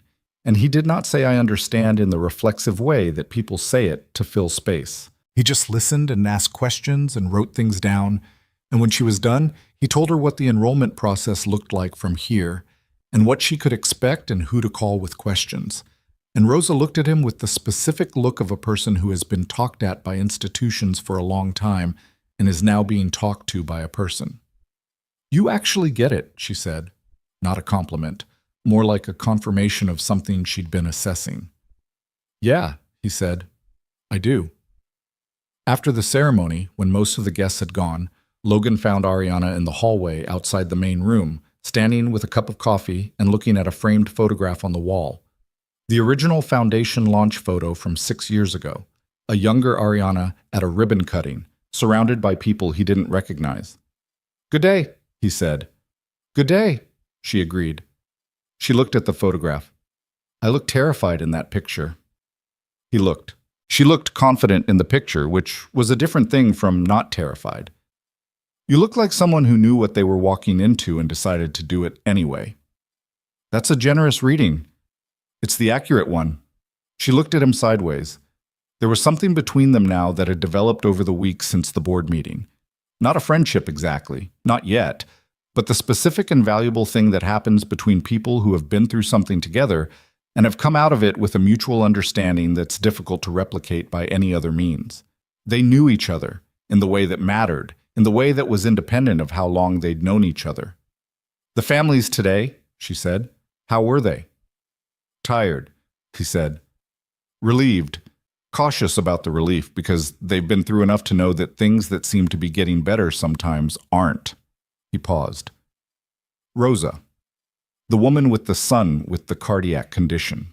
She asked me 3 separate times whether the enrollment was actually confirmed or whether there would be more steps. Not because she was difficult, because she'd been through enough steps to not trust the end of them. Ariana was quiet. That's what the program needs to address, Logan said. Not just the funding, the experience of it, the way people feel when they're inside it, whether it feels like bureaucracy treating them as a file or like actual people understanding that they're running out of time. He looked at the photograph. I want to build in a direct contact function, not a call center, a person. One person who is the point of contact for a family's case from application through enrollment, so they're not re-explaining their situation every time they call. That's expensive to staff correctly. I know, but Rosa spent 14 months in the queue, partly because she didn't know who to call when things stalled. And 14 months for a child with a cardiac condition is not an administrative inconvenience. He paused. I want to make the case to the board in January. Ariana looked at him for a long moment. She had the look she sometimes had, the one he'd identified by now as the look of someone revising an estimate upward. Okay, she said. Make the case. I will. She finished her coffee. My car is downstairs. I was going to pick up dinner on the way home. There's a place on Corin Street I like. She paused with a carefulness that was unusual for her, and that he recognized as the carefulness of someone stepping onto uncertain terrain deliberately. You and Mia are welcome to join, if she's not in bed yet. It was 6:45 on a Friday. Mia was absolutely not in bed yet. Logan looked at Ariana Sterling, this woman who had built something large and been betrayed inside it, and had responded not by contracting but by expanding, by committing more rather than less, by deciding that the right answer to something being broken was to fix it better than it had been before. He thought about the library on a Saturday morning, and the lunch counter, and the phone call where she'd said, I'm not good at this, about trying to fix things without buying her way out of them. He thought about the night she'd worked until midnight going through disbursement records because something was wrong and she needed to know what. He thought about the fact that she'd come to a foundation ceremony and stood in the hallway looking at an old photograph, and that she hadn't looked like someone congratulating herself. She'd looked like someone measuring the distance between what had been and what should have been, and deciding what to do with it. Yeah, he said. Let me call her. Mia answered on the second ring, which meant she was waiting for him to call, which meant she'd been watching the clock, which was very Mia. Are you coming home? She said. Change of plans? You want to go out for dinner? A pause that contained rapid decision-making. Is the soup place open? Different place, but good. How do you know it's good? I've been told it's good. By who? By someone whose opinion I trust on this. Another pause. Okay, she said. I'll put my shoes on. He hung up and looked at Ariana. She'll meet us there. Something crossed Ariana's face, brief, unguarded, a small and genuine warmth that she didn't perform and didn't manage. It was there, and then it was absorbed back into her usual composure, but he'd seen it. Good, she said. They walked out of the foundation office into the December evening, the city already fully lit and cold, the air carrying that particular December smell of cold stone, and somewhere not far away, someone's fireplace. Logan pulled on his jacket and Ariana pulled on her coat, and they stood for a moment on the sidewalk while she texted her driver, two people who had started with a wallet in the rain and arrived here by a route that neither of them had planned, and that had cost them both something real. That was usually how it worked. The things worth arriving at tended to cost something getting there. Not always the cost you expected, not always the one you'd have chosen, but something real and specific that changed the shape of you, and that you carried forward as the particular weight of having been through it.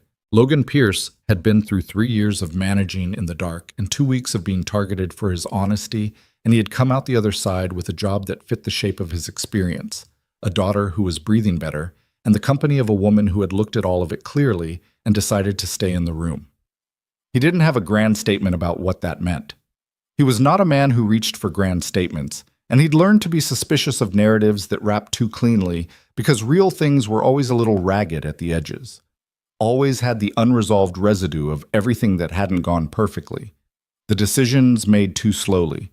The things said imprecisely. The damage that got repaired but left a mark. Victor Kane was facing trial and had probably still not admitted to himself fully what he'd done. Not just the money, but what it meant, what it had cost the families who'd needed that fund and hadn't gotten it. That accounting was his to make, in whatever form it eventually came. Some people made it, and some people didn't, and the world kept turning either way. Mia was going to be okay. That was the sentence Logan kept coming back to, the one that anchored everything else. The full medication course, the improved numbers, Dr. Okafor's cautious optimism. Mia was going to be okay. Not in the way of problems solved forever, Because conditions weren't problems and management wasn't a cure, but in the real and sustainable way of a child who was getting what she needed and whose father was no longer doing math every night that didn't add up. The driver pulled up. Ariana opened the door and looked back at him. "Ready?" she said. He thought about a rainy Tuesday in November, standing on a sidewalk with a wallet in his hand and 3 seconds of temptation, and then 42 blocks to a building he'd never been in, driven by the simple and uncomplicated conviction that something that wasn't his needed to go back to its owner. He thought about Mia asking him, "Were you tempted?" and him saying for about 3 seconds, and her saying what happened after 3 seconds, and him saying, "I thought about you watching me do the wrong thing, even if you weren't there." That was the whole story, really. Everything else, the accusations, the police, the planted document, the board meeting, the arrest, the fund, this job, this evening, all of it had grown from that 3-second moment in the rain when a man who had nothing decided to be exactly who he actually was. The world did not always reward that. Logan knew that.